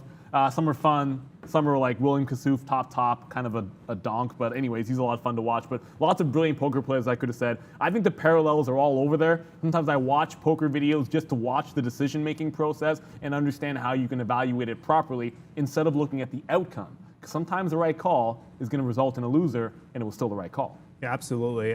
That's trading. For anyone who's trying to learn trading, absolutely understand that the name of the game for everyone to make money, you're trying to get bigger as a trader. The only way you can get bigger is if you can actually stomach the risk that comes with getting bigger. So every trade you take, you're always looking, every strategy you build, you're looking, how can I take more shares on this? If you can get reckless, remember RGC, was it RGC that was taking off, took off this morning? Yeah. Yeah, RGC, would you ever take more shares? Can I say I can take 10 times the shares on a move like that? Absolutely not, I cannot. There's no way I can stomach that kind of risk. But a trade that's something like JWN or something that sets up, you develop that ability to actually take much larger positions, and that's how you end up making money. Remember, the name of the game is to make money. Only way to make money is take more shares. So get better at handling more risk and more shares. Brendan, what's up? We've been talking about some positivity in chip makers today, guys. Here's another one. Taiwan Semiconductors, TSM, just made day highs there on volume, up nicely, 6%. Not seeing anything directly related to TSM, but having quite the day as well. So I'm going to go ahead and put this one. It's only because the market is checking up here. If the NASDAQ was looking stronger, and maybe Arun will probably like chastise me for this one. I don't know, and it's fine if you do. I gotta trade my own book here. I'm noticing on CrowdStrike, It's again resisting this 275, which sets it up for a break. And I look at the reasons why I'm not buying the dip here. I'm going to check out of this one where we got out last time around that sort of 273.50 area. Well, a little bit better than that. And if it breaks the top, I mean, that's still a 275 break in play. There's still dip buys in the 71 range. I can get back into this one. But it just feels like with the market coming back in here, I want to take advantage of this last run up here in CrowdStrike, take the profit off. I'm still managing, I just got back into Wish, which is just doing nothing off that $7 level, which is why I was comfortable getting back into that one. But I'm going to take that parabolic, not parabolic, but that move up in CrowdStrike is a bit of an example of, okay, well, it resisted that top twice. This could be a third time here. I preferred the dip buy. I'm setting myself up to get back in on that dip. Pinduo Duo was a similar thing where I thought there was going to be bigger moves here in Pinduo Duo off the short. And then it's like, I try to get 96s. I did get 96.40 a couple times here. And the mistake I've been making is shorting this one off of the pre-levels instead of off of this top here at 98. So I want to rectify that and only short Pinduo Duo off of this 98 to 99 area. So now I'm sitting this thing out until it goes even higher to the upside on PDD. AMC, look, if it doesn't come to my level, I'm not getting trapped into that one. And for those of you that were watching, everything started with GameStop yesterday. And GameStop not really doing a heck of a lot of action today, as you can obviously plainly see here. I did think there would have been a level down at that 195, but oddly enough, I preferred the dip buy on AMC. GameStop went to the level that I would have liked and bounced off of it. So I guess if I had chosen GameStop, it would have worked out a heck of a lot better than AMC did for me here today. But I analyzed what I analyzed. I took a stock that was the wrong one for me. AMC never dipped low enough, just like the afternoon yesterday's action. AMC never dipped low enough for my A+ level. It went to the B+, and the B+ didn't work. GameStop did go to the A+ level, and then that one did work. So maybe the lesson would be the same way I only traded GameStop yesterday, I should have maybe only traded GameStop in here today. I ignored AMC, and it worked out for me. Should have done the same thing here. All right, just a couple things I've got to do with some positions here. Walmart. I got stopped out, but I think that was a bad stop. So we're going to try to get this position back as close to the exit as possible, just to control the risk a little bit. You see me getting out just above 50. It looks like it went to 60 and then kind of spun back around.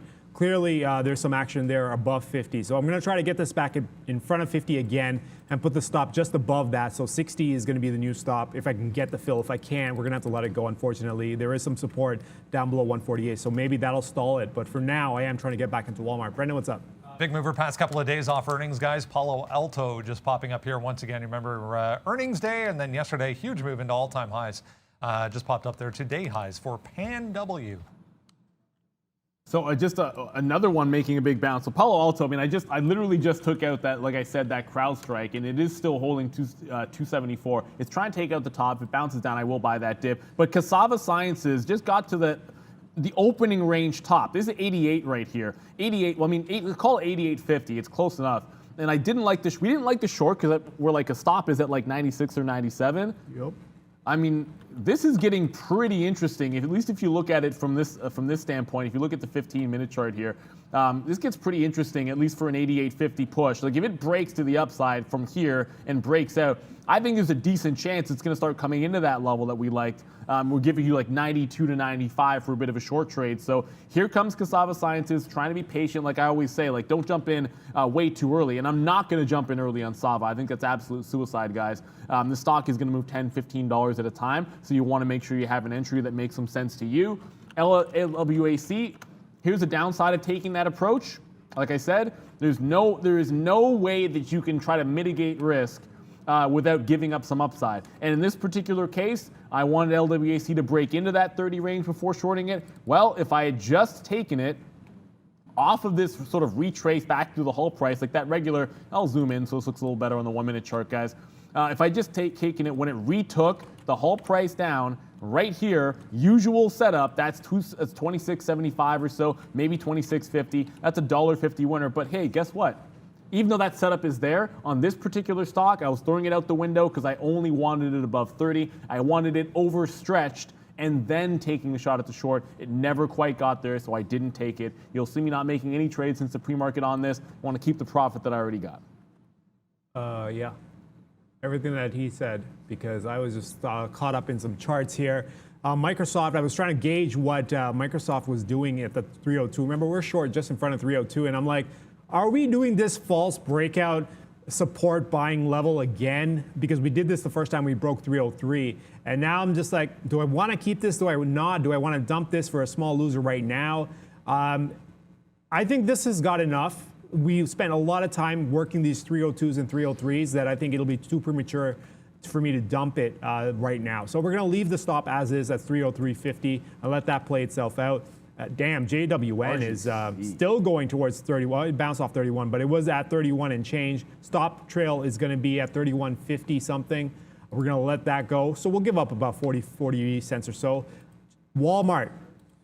Well, there we go with Walmart, right? We got stopped out of Walmart, locked in 65 cents, and then it just fell right back down. So at this point, it doesn't look like I'm going to be able to get that refill on Walmart in front of 148.50. 148.60 was going to be the stop. And that's just for me to kind of re-engage with that short at the same price, roughly the same price where I end up getting out. So for now, that's not doing a whole lot. And Airbnb, still flirting 162, but this might take some time, and that's okay. We still have an afternoon show, so you might see how this works out throughout the day, but I am still liking this 162 long with the 159.50 stop. And that's all I've got for the moment, apart from Walmart coming up. It doesn't seem like there's a whole lot going on in terms of... I'll tell you what's going on. What's up? That's this RGC stock. Just made another bounce up, just went to 36. I can tell you, I just double checked, $1.57. So it was 50 cents, 49 cents a share to short, and then it was like 98 cents a share. Now it's $1.57 a share. Like, it just gets more and more expensive. I wish you could, honestly, like, if you could trade, like, if I could have paid for the shorts and then sold those, like, just trade that, like, trade the actual borrows there. You can't do that, by the way. I'm just speculating. It'd be a lot of fun to be able to do it. You can't do it. We can go to Brendan for small cap recap. This stock is nuts. I want to hear about it, Brendo.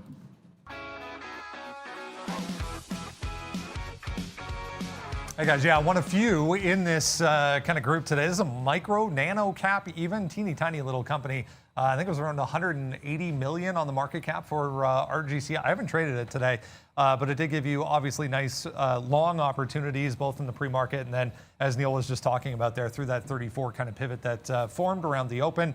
2.3 million share float. If I see something of that size, I avoid altogether if you're looking for opportunities to fade something. So RGC, definitely good long opportunities, but I wasn't involved. CPOP, 3.3% still, but it's come all the way back, basically given everything back. This is where it was trading yesterday. This thing barely trades on a normal day, so there was tons and tons of volume in this in the pre-market. 550 ends up being the top. It tested it twice and failed miserably. Couldn't even get back above 520 on this little push. So give you, an opportunity to be involved above 5 and then a little bounce to add back in if you like. We're down to 420 now, kind of grinding. Volume dying off though on CPOP. And then I tried AMC. Yeah, it's a quiet day. I was trading AMC, if you can believe that. Once in the pre-market, that didn't work. And then going into the open, gave you that huge move from 44.5 up to 47.5. Now it's just chopping around. So I was just using these two levels from yesterday, which was 43.75 and then 42.75. So $1 to the downside, seems to be holding around those areas. Not really doing much though, guys. Back over to you. Yep. Thank you very much. No, go ahead. I was just going to say, keep an eye on Moderna here. It's on my radar. Actually, another stock pushing into some key levels here. A nice $25 move. But if you remember mRNA, since making that 500, I guess, retracement, guys, it's made a sound bottom here at 350, and then it's sort of rounding into, like, it's been a couple of times up between 410 and 415 that it's had some failures. And just popping in the 15-minute chart for you guys to be able to see that, including yesterday's action through the top here at 415, 416 or so. So I would expect some resistance there. Of course, I get out of CrowdStrike, and then there's that top end break. So 275 just got taken out, now into a new long. This is a breakout long on CrowdStrike. So I'll go with a tighter stop on this because on breakouts, I go with tighter stops than when I'm buying the dip. But Moderna, if we can pop maybe right back into like testing those 10s to 12s, could be worth a rollover short. We've seen what happens each time it gets to this level. I'm not sure this is a true breakout till it gets past that 420. I know 420, it's a thing, guys. Yeah. It's unbelievable. You gotta hit the key now, right? You hit the key. I don't have the key. Lucas hit the and key. Rob have to hit the key when I say 420 because it's not on my stream deck. It's on theirs. It's actually on Sean, so you actually have it on yours. Oh, I don't even know. You gotta find it, bro. Yeah, I gotta do some work on that. 420 is the thing. Okay, well, we'll do that later. There it is. These guys. There you go. They got what's the up. key multiple times. All right, back to Moderna. It's interesting because I was actually going to talk. I was thinking about talking about it, then you brought it up, and I was thinking NVAX Moderna, that combo, because we were looking at NVAX this morning around that what was that 228 area? No, let me pull up NVAX. It was 228 area. I was like, if we get underneath here, we can get a short. Well, we bounced right off that support point, and here we are, 14, 15 bucks in the money on, well, not in the money, but 15 bucks from that point. And because of that move, well, Moderna then opens up the door for a potential long into this 402, 400 marker. So both stocks setting up the exact same way. I'm looking at this with a 396 stop. If we can get back down, again, this is a matter of controlling risk at this point on Moderna, because given how it moves, it's moving like 10, 15 bucks. Yeah, I'm going to have to take some risk on it, but I don't want to pay too much. So why not get it below 402 into the 400s, into the low 400s, and see if we can't use 396 as a stop on a potential long. There's no way you can pay up here. That risk is way too high. And let's just say, for argument's sake, that it actually breaks the top. Where do you put the stop at that point, right? If 416 break means what? I would have to use 405, something like that. I'm not sure I want to pay up that high. So the best trade potential for me here on this stock is going to be below 402 and using 396 as a stop. So Moderna and NVAX both working the same way at the moment. And the only other trades that I've got on right now, Airbnb coming back a little bit, Walmart still not giving me a fill back in.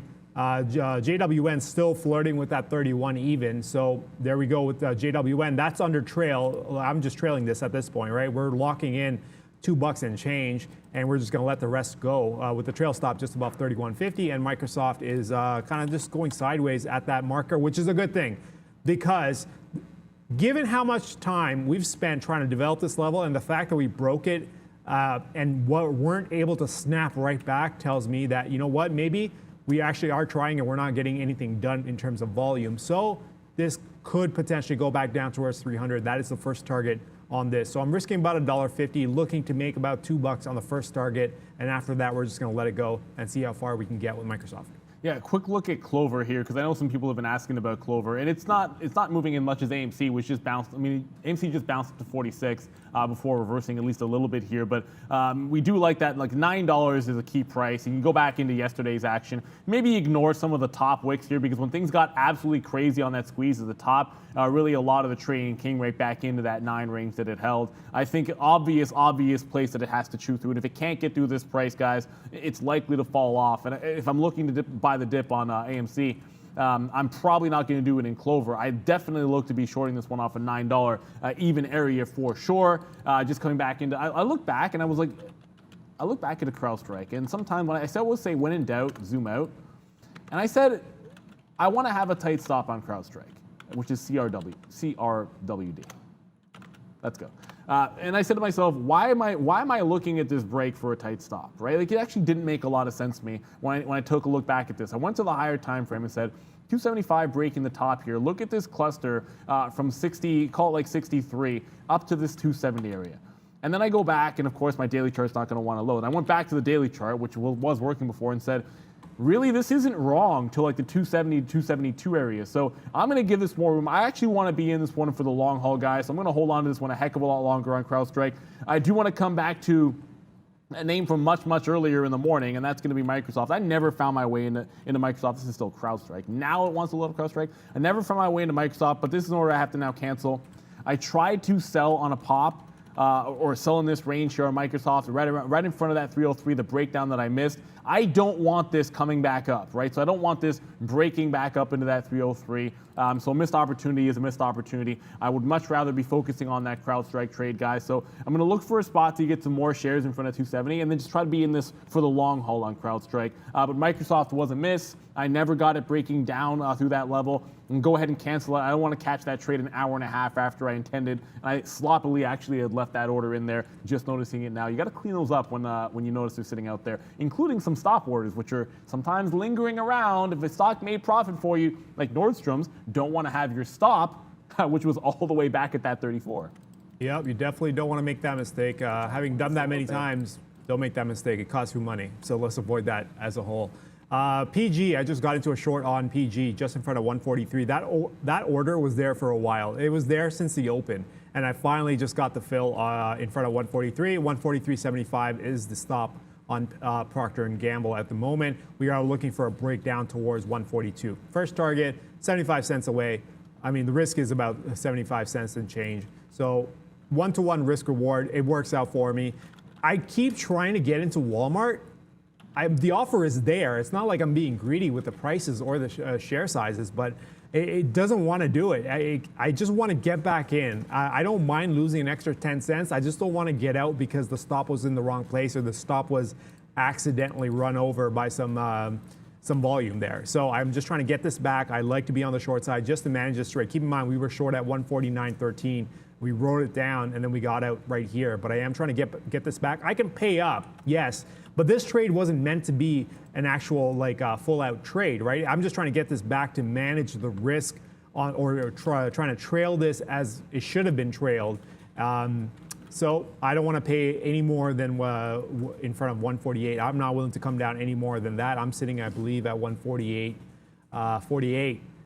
And I'm not getting any shares, not yet anyways. So we're gonna wait and see how much further we can go with this. Airbnb going sideways, Microsoft starting to move into favor again, but that's been going sideways for a while though now, right? Which was a good thing.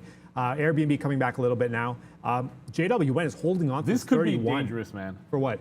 I'm thinking about a long on Nordstrom's. I mean, yeah, if you want to go 31.50, that gets me out and you can go long. We can do that. But that'll work out. I'll get out and you go long. I mean, at 31.50, I think the marker works. But for me right now, I am going to let this mark, if it needs to come back 40 cents to get me out, I'll let it come back 40 cents. But I am going to, it is under trail. I'm trailing this at this point. I've already made my money on JWN, so why not just see how far it can take us, right? At some point, it's going to have to turn. And at that point, you're going to have to give back some money. That's how trading is. You can't capture everything. You do have to give something back if you want to try to hold on to trades so they can actually run, right? The easiest winners are the ones where you get them and they just go. Yep. But at some point, you have to protect, as it keeps going, you have to protect it. Well, you're never going to catch the top.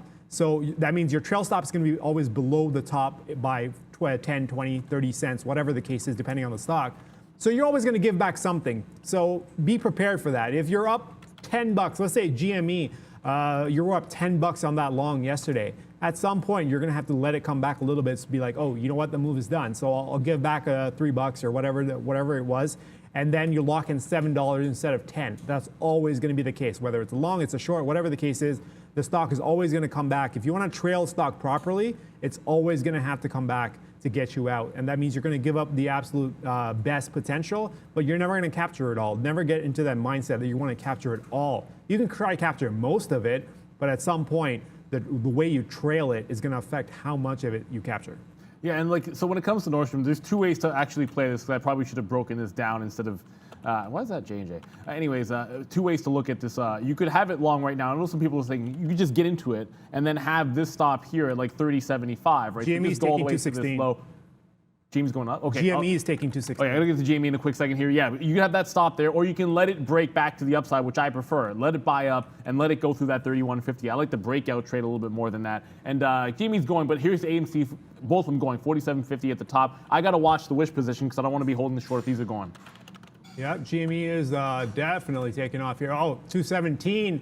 Damn, GME. I got a bid in there, but I couldn't get a fill on GME because, well, sometimes things get dicey. Oh, there's a fill, and I probably don't want it now.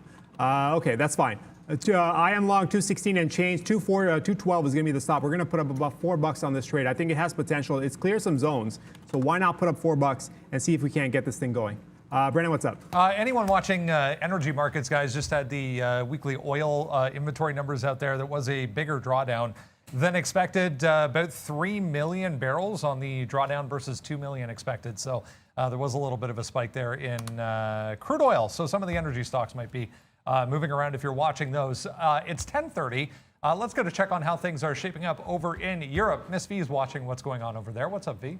Hey Brandon, European markets are mixed at this hour. Retail stocks Adidas and Puma trading in Germany are both up around 1% after Deutsche Bank upgraded them to buy. Back to you. Yeah, lots of individual movers today, guys. Movers. A lot of stocks popping off right now. I'm noticing the chat saying AMC is going. Well, I've got my hands on GME at 216 and change.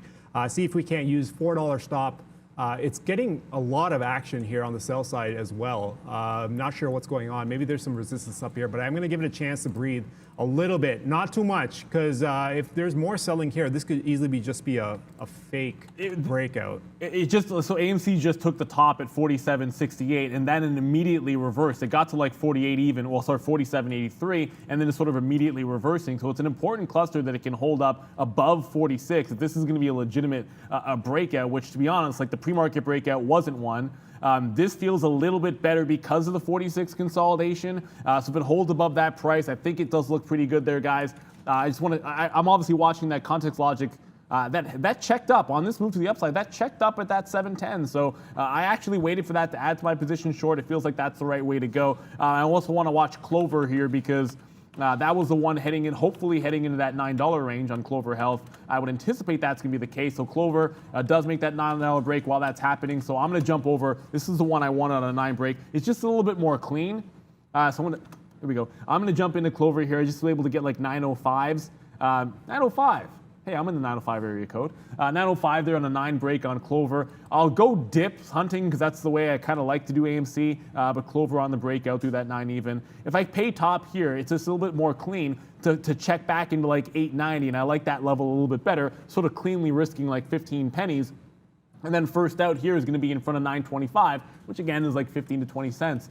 So the structure works out for me on Clover, whereas jumping into AMC at any price didn't necessarily make some sense. Jimmy just took 220. I had the long. Wow, still going? Okay, yeah, still going. I had the long at 216, and the issue was I was seeing some hidden selling going on in the 216.50 mark. So I'm just like, I don't want to get caught in a trap long, in a fake long or a fake breakout. So I got out.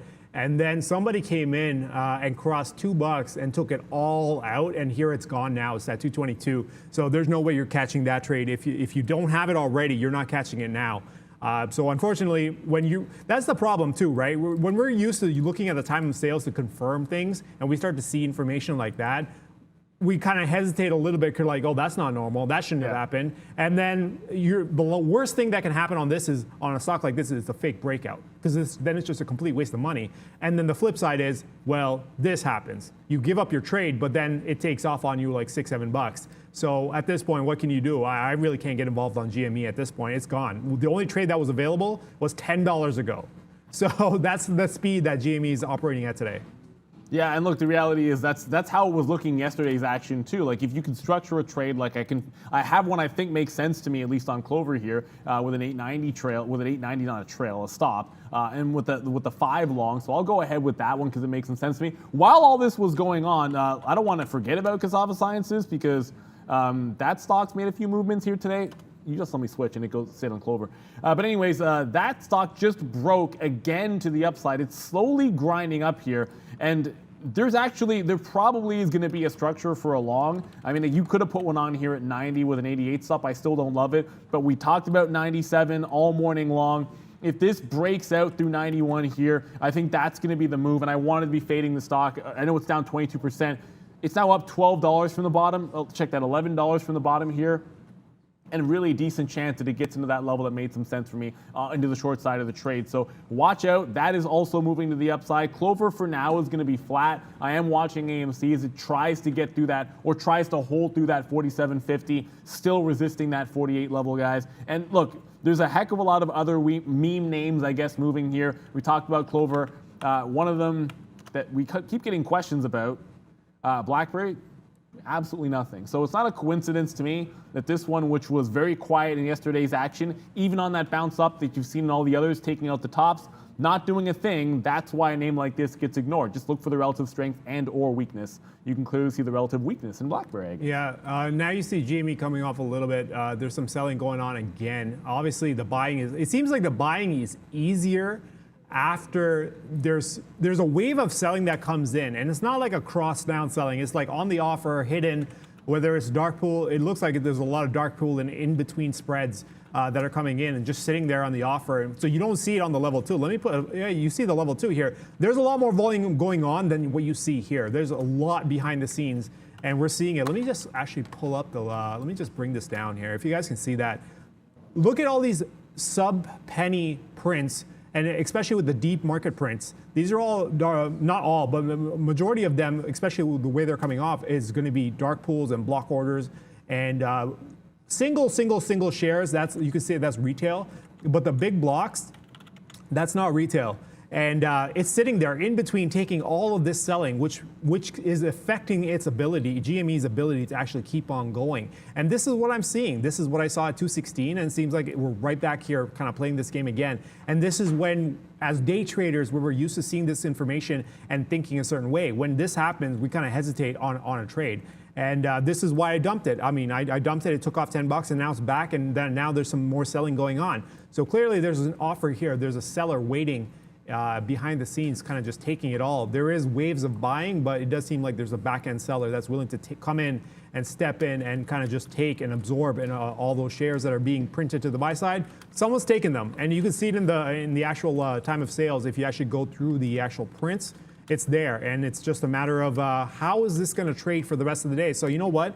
What I'm going to do on the GME chart, I'm going to actually let this develop this develop this chart. See if we can. We're going to mark off 212 as a support. I want to see what happens when we get back to that same area from earlier. If we get back to the same area from earlier, around that 216.5 area, that's where the original wave of selling was. So let's see if we actually find some support there. If we find some support there, I think we've kind of gotten a turn on the stock as a whole. But for now, I'm going to kind of stay out of the way because it's starting to get dicey on GME. And look, Nordstrom's getting real interesting. I mean, it's to the penny, 31 even, 1, 2, 3, 4 times here.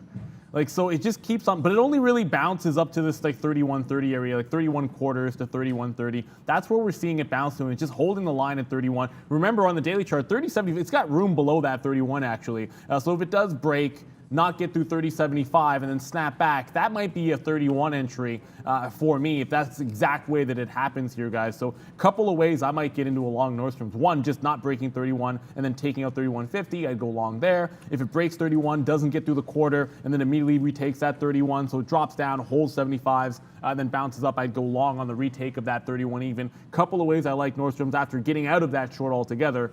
Brendo's at the big screen because it's already time for Sector Watch, and flat market screen still looking rather blue, or green, I guess. Hey guys, yeah, let's have a look at the overall S&P 500. Yeah, pretty flat day. We are positive 0.12% for the overall market. As far as what is leading the way so far, industrial stocks and the tech sector front and center so far. There are a few negative names in the tech sector, but yeah, NVIDIA, we've talked about a couple of times leading the way for the chip makers. AMAT there as well, 1.2%. MCHP among the leaders as well. Capital goods, very, very strong as well in the industrial sector. Transportation names did come off a little bit from the highs. We did see initial strength in some of the travel names. Once again, airlines, cruise lines, all higher on the day, but they have come off their highs. I want to point out Gap down here, GPS 4% to the downside. Consumer discretionary stocks, though, also in positive territory overall. Some of the retailers pulling back after a pretty strong week. Penn National down there, 3+% to the upside as well. But it's the banks overall. Banks very, very strong right across the board. Insurance companies, diversified, and the individual banks all in positive territory. Far corner over here, material stocks standing out as positive as well. We did have a bit of a pop, as I mentioned, in the energy sector on that oil number, but not much follow through. Volume a little bit low there, guys. But a positive day is a positive day. 0.14 for the S&P. Back to you. All right, let's go back to GME real quick. We're right back in that area that I was mentioning about where that initial large hidden seller was. It was a lot of shares. It was quite a bit of shares. To absorb all of that buying, it was kind of ridiculous. So here we are back in that zone. We should have some, if that seller is gone, to be fair, we should have some support here. We saw another wave of selling above 220. Now we're back into that previous wave of selling at around 216, 216.50.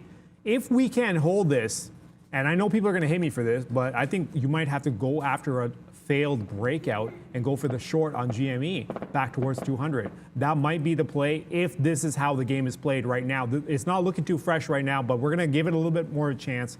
And I think the false breakout option might be on the table if this continues to do what it's doing right now. There's this a is joker on the offer of AMC. There you go. There's AMC. There's games being played on AMC apparently as well. So there's a lot happening in these stocks. The breakout makes me think twice, and we'll see how this is gonna trade for the next few minutes before we make a decision. Yeah, there was some guy with 50,000, well, maybe he was even a little bit more than that. I was just seeing flash on AMC on the offer here. I mean, I don't know if it was like 46.50 or somewhere. It was really, really quick, and it would just sort of come to that level and just immediately run away. So, I mean, someone asked me a question about like on Nordstrom's there, and I'll answer it here, and I said it in the chat. Why not just jump into it now? If 31, like we said this morning, if 31 is the support level and you cover your short in front of 31, why wouldn't you just go long right now? It's about a catalyst. The catalyst for me would be breaking this 31 level. This is not my 15-minute chart.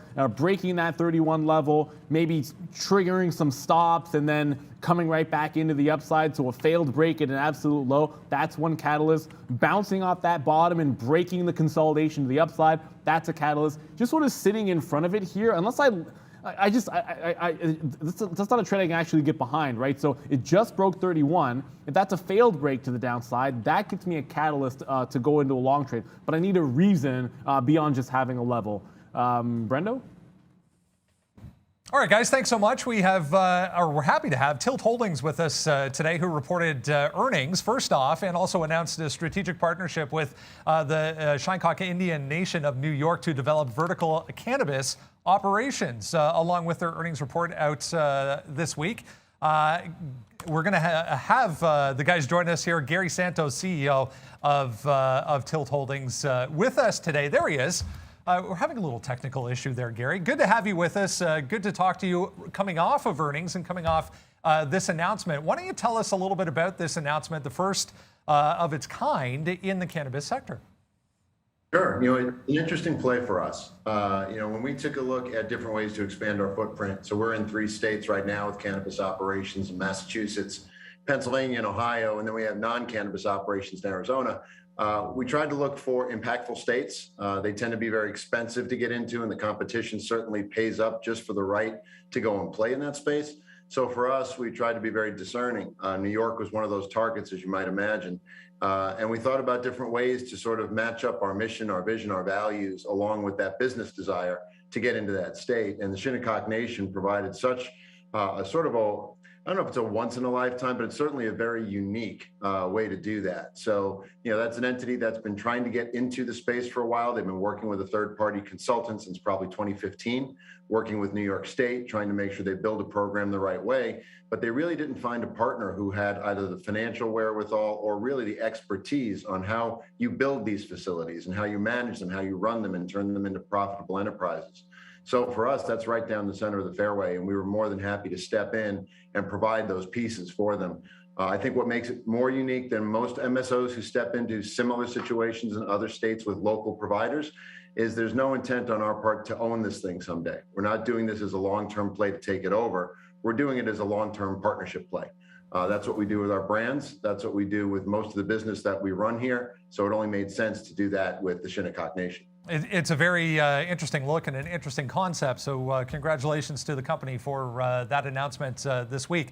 I love the golf reference, by the way, as well.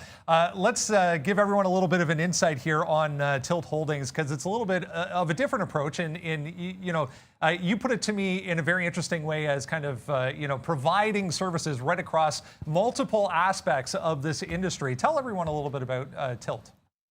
Sure. I mean, Tilt started in 2018 the same way a lot of the multi-state operators in the U.S. started, with big ideas on how to enter the space, whether it was financing, plant touching, non-plant touching, you name it. And at the end of the day, accumulated a number of assets. And the great news is some of those assets turned out to be really strong and really profitable. And those are the ones we continue to have today. We have an inhalation group, Jupiter, that basically provides battery packs and empty cartridges for vaporization hardware throughout the U.S. and throughout the world. And then we have the 3 plant touching and now 4 plant touching operations I mentioned earlier. The play that we've chosen to take, though, is unlike many of those MSOs who focus on their own footprint, their own brand, their own retail strategies. We've decided to be the B2B provider, be the person behind all those retail outlets. So to us, whether it's an MSO, a Canadian LP, an independent brand, or even just a local independent retailer, we are happy to provide product, whether that's in our hardware, our non-plant touching hardware, whether that's in any of our cannabis products we can have, whether it's just in our supply chain know-how. So helping some of these brands in states that we might not have cannabis operations in, but help them develop better supply chain management, better access to packaging, and things like that. So we felt that gives us many more shots on net.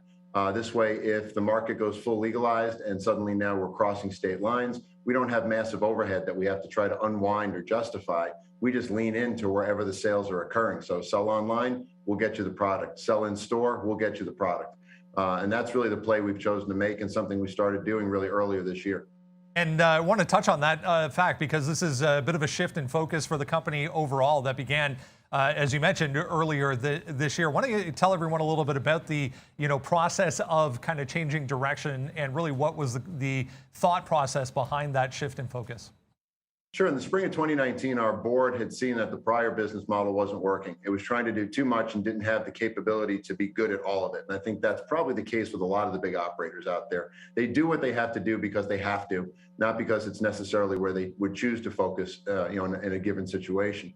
So the board did have, the courage to really go in and change the management team and brought in really a CEO and a COO at the time, who were the last two owners of the companies purchased by Tilt, Jupiter, and then Blackbird, which is a software and services. And together, Mark Scatterday and Tim Conder really righted the ship. They cut the expensive waste, they got rid of the business units that didn't make sense, and they set the foundation. I came along last year, right around this time, but July or so, August of last year, and my goal was to really create that go-forward strategy. So starting in the fall into the beginning of this year, that's where we announced this pivot to a B2B strategy, where we would really focus our efforts on trying to get into those markets that matter to support all the other folks that are out there in the space. We've had some great success early on. We've signed a number of brands. We already have relationships with over 700 different providers out there, whether they're MSOs or the LPs, the brands. That's through our Jupiter hardware business. So we're able to leverage those, and about 30% of our revenue right now is coming from cross-sell, where we have customers who are customers of every piece of our business, the hardware, the cannabis, and so on. Gary Santos, CEO of Tilt Holdings, with us. Gary, it's been a busy year for M&A activity in this space, in the cannabis space specifically. Give everyone your thoughts maybe on what has driven the increased M&A activity, and where do we see this going over the next maybe 6 months to a year, even 3 years down the road? I mean, M&A was inevitable. When you saw all these multi-state operators popping up, basically independent businesses in every state they operate, and the overlap that was going on, there comes a point where either there's going to be saturation or it just doesn't make sense to try to enter a new state if a competitor is already there and you can acquire them. So I think you've seen a lot of that. I think a year or so ago, you saw incredibly, insane pricing on that. I think that pricing came to be a little more normalized earlier this year.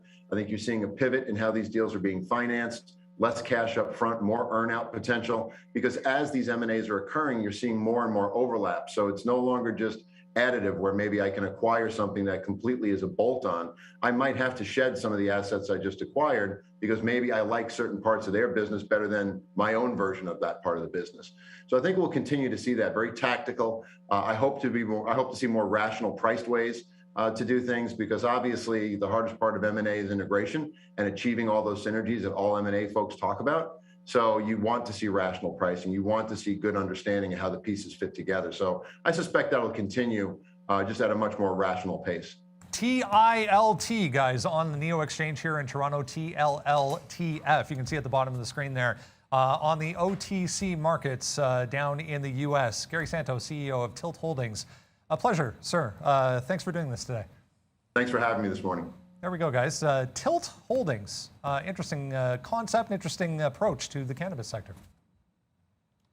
Absolutely, Brendan. And just looking at here on the NEO Exchange the last few days, moving to the upside nicely. So another green day for that name, and another fantastic interview by you, Brendan, as always. Only about 6 or 7 minutes left until, 11 o'clock. We are back, of course, for Power Hour. And some things happened in the market between shows. Yesterday, if you guys were paying attention, some meme names made some moves. Go figure. And they were gigantic. And a lot of that move happened after 1 o'clock. So, look, I'm not saying that the history is going to repeat itself, but you do want to at least watch out for the chance that it could resemble itself again.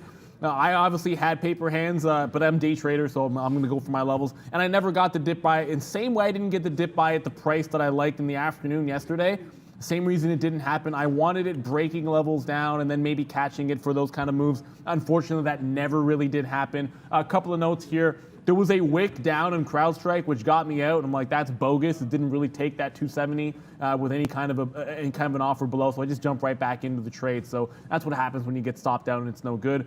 PDD, I finally got back into Pinduoduo. I'm very, very patient with this one ever since sort of like forcing and chasing the trade early. And basically I was just chasing this, what we had yesterday on Pinduoduo at the top of 97. I think I got in way too early. It was breaking those levels. Rectified that mistake, cover in front of the low, wait till it actually tests that 99 top that I wanted to action off of, close at 99 yesterday, 99 pre-market highs. So I wait till it actually gets to this 98.50 to jump into some more shares, and now I can get out in front of that 96, like 97.5 in front of VWAP, and then 96.50, and then hold for a bottom break here, potentially on Pinduoduo. So patience is a virtue. That's not the only one we're waiting for. Cassava Sciences is really starting to go. It's not there yet, but it just made a double top here at 93, very close to that 97 level, which is the only level that I had that I liked all morning long. Well, it's more like 96 to 97. It's getting close to that range, been sitting it out until it gets to that particular price. So back into CrowdStrike, it's a pretty good long. You guys are all looking at that ADTX. Yeah, it's starting to get pretty interesting as well. Sort of ignore this one. I was checking, like I should be in the short, but I was checking to see if we had locates on it and actually accidentally punched into it. Didn't want it at that price. I wanted it at 90s. I got out flat and it's like 1 minute later, if you stay disciplined, it does a flush. So this is making a double top into that 4 range. I wanted something a little tighter to that 4. That's the only reason I'm in and out flat there, because it was a keystroke error. And if I make a keystroke error, I get out of it right away, which is what I did. Pie in my face, because it would have been a nice little 25-cent win. But it was an accidental trade, so why am I going to hold on to it? All right, so we'll do a quick update on all my positions. JWN, we're still holding this, 31.50. That's going to be our trailing stop. We're going to leave that alone, not a whole lot. Walmart, we repositioned back in. Remember, we got accidentally stopped out here. I just moved the stop another 4 or 5 cents, put it above 148.60. That's just meant to get me out. I want to be, if I'm going to get taken out of position, I want to get taken out in a proper level. So that's that. I just got into pins as well. Pins, I'm long here, just above 55.50, the breakout. So this is because of the chat. The chat put up pins. I looked at the level. I'm like, yeah, you know what? I can work with pins at 55.50. So 55.50 long with the 55 even stop. So that's a 50-cent risk there. We're going to leave that one alone. That just got started. What else do I have? Airbnb finally kind of working its way slowly after coming back through 161, getting finally back to 162. So we're long 162 from around 10 o'clock this morning. 159.50 is going to be the stop on that. We're going to leave that alone. Oh boy, I'm going to get some heat for this one. AMC, sorry guys, I am short AMC for anyone who is looking for that. The reason remember, I looked at GME and I said there's some selling moving up. We're playing 120 or 220 area, then 216-ish, and I wanted to see how we reacted. There was just enough information to go after the short. So I'm going to go where the money goes. And the money is on the short side, at least for now. So I went ahead and took the short, and that's sitting about 50 cents in the money. First target's going to be just in front of 44 even. So put up $2 in risk, trying to make $2.50. That's the trade I've got there. PG, Procter & Gamble, I've got a short here just in front of 143. That's about 25 cents in the money. So we're going to let that one go. Remember, we're looking for this one. There really is no target. We're looking for this to go back down toward, well, I guess there is a target. We're looking for this to go back down towards 142.20, and the final position, Microsoft, which hasn't done a whole lot today. We're just kind of flirting with that 302 level. That might take some time, but we'll leave that alone and see how that goes. Brandon, what do you have for us? A couple minutes to go, guys. Make sure you come back, everyone, and join us again at 3 o'clock. We'll discuss some earnings then as well. Definitely the busiest day of the week for earnings, guys. Here's what's coming up tonight and tomorrow morning. Oh, we're going to have some movers on that list, guys. Salesforce, XPeng, Snowflake, right in the middle there. Well, not really in the middle. Abercrombie and Fitch. I mean, look, if you're not paying attention to what happens in retail after what Macy's gave you, after Macy's earnings, that was the best trade that day, and after Lowe's earnings, that was the best trade that day, and after Nordstrom's earnings, that was the best trade that day, I think for a day trader. Maybe you get the same thing, but I don't doubt with Abercrombie, but Salesforce, a name that I like. But Snowflake, man, Remember a couple days ago when that flushed into 250 and comes right back? Like absolutely nothing happened going into earnings, right? Oh, by the way, quarters just got taken out of Nordstrom, so I got long here at 31.26, right? So broke the bottom, held that 75. I didn't take the 31 break. I mean, I waited for a 31.25. It's kind of splitting hairs at this point. If it makes a rebound, it's not going to be a 25-cent trade anyways. But Snowflake, if this does not, if this actually breaks to the downside, I know you got support at 250. That's what is interesting about that move. But it's now poised for a recovery break, maybe taking out this 290 at the top. Got the 15-minute chart up here, but just don't forget what this stock did the other day. If you see a red print on Snowflake on positive earnings, we know exactly where support is going to be, and we know exactly where Ms. V is, and she's about to give us an absolutely delicious National Day. Thank you, Neil. And hey guys, I hope this trading morning was amazing for you. I wish you luck for the rest of the day and come back at 3:00 p.m. Eastern Time to trade the Power Hour with us. Well, we'll see you and happy National Whiskey Sour Day, everyone. I know Brandon would love it. All right. Bail on it. That's what I'm talking about, Brendo. You know Brendo, come on. You know Brendo loves it. We actually did a whiskey tasting the other day.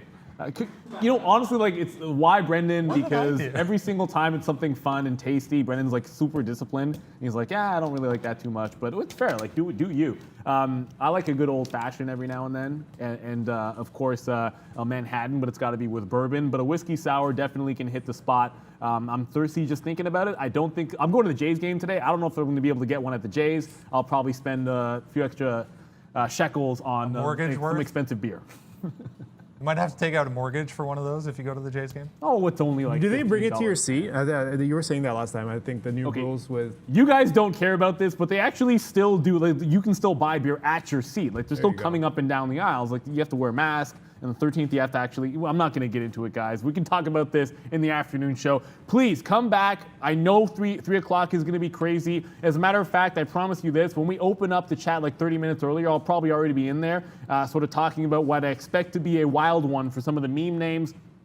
CrowdStrike back up to 273. That stupid wick at 270 getting me out. Got to jump back in when that happens to you guys. But down the line, fantastic day, fantastic show. Thank you guys so much for the shout outs. And thank you for the super chat there. Vader is the force. I didn't even trade Upstart, but we're happy to always give our thoughts on any stock that you call out there, guys. If it helps, I'm glad that it did. But you have to make all of your own decisions. For everyone down the line, Miss V, we're exactly flat. And I don't see, there's a little bit of green in that dress, just a little bit. And I think that might be enough to turn us green on the day. I hope so. For Arun doing a fantastic job as always, filling in for Sean, who is sipping a brewski somewhere up north. And for Brennan Wickens, I'm Neil Roberts. Good morning, good afternoon, good evening, wherever you are in the world. This is Trader TV Live. See you at the close, guys.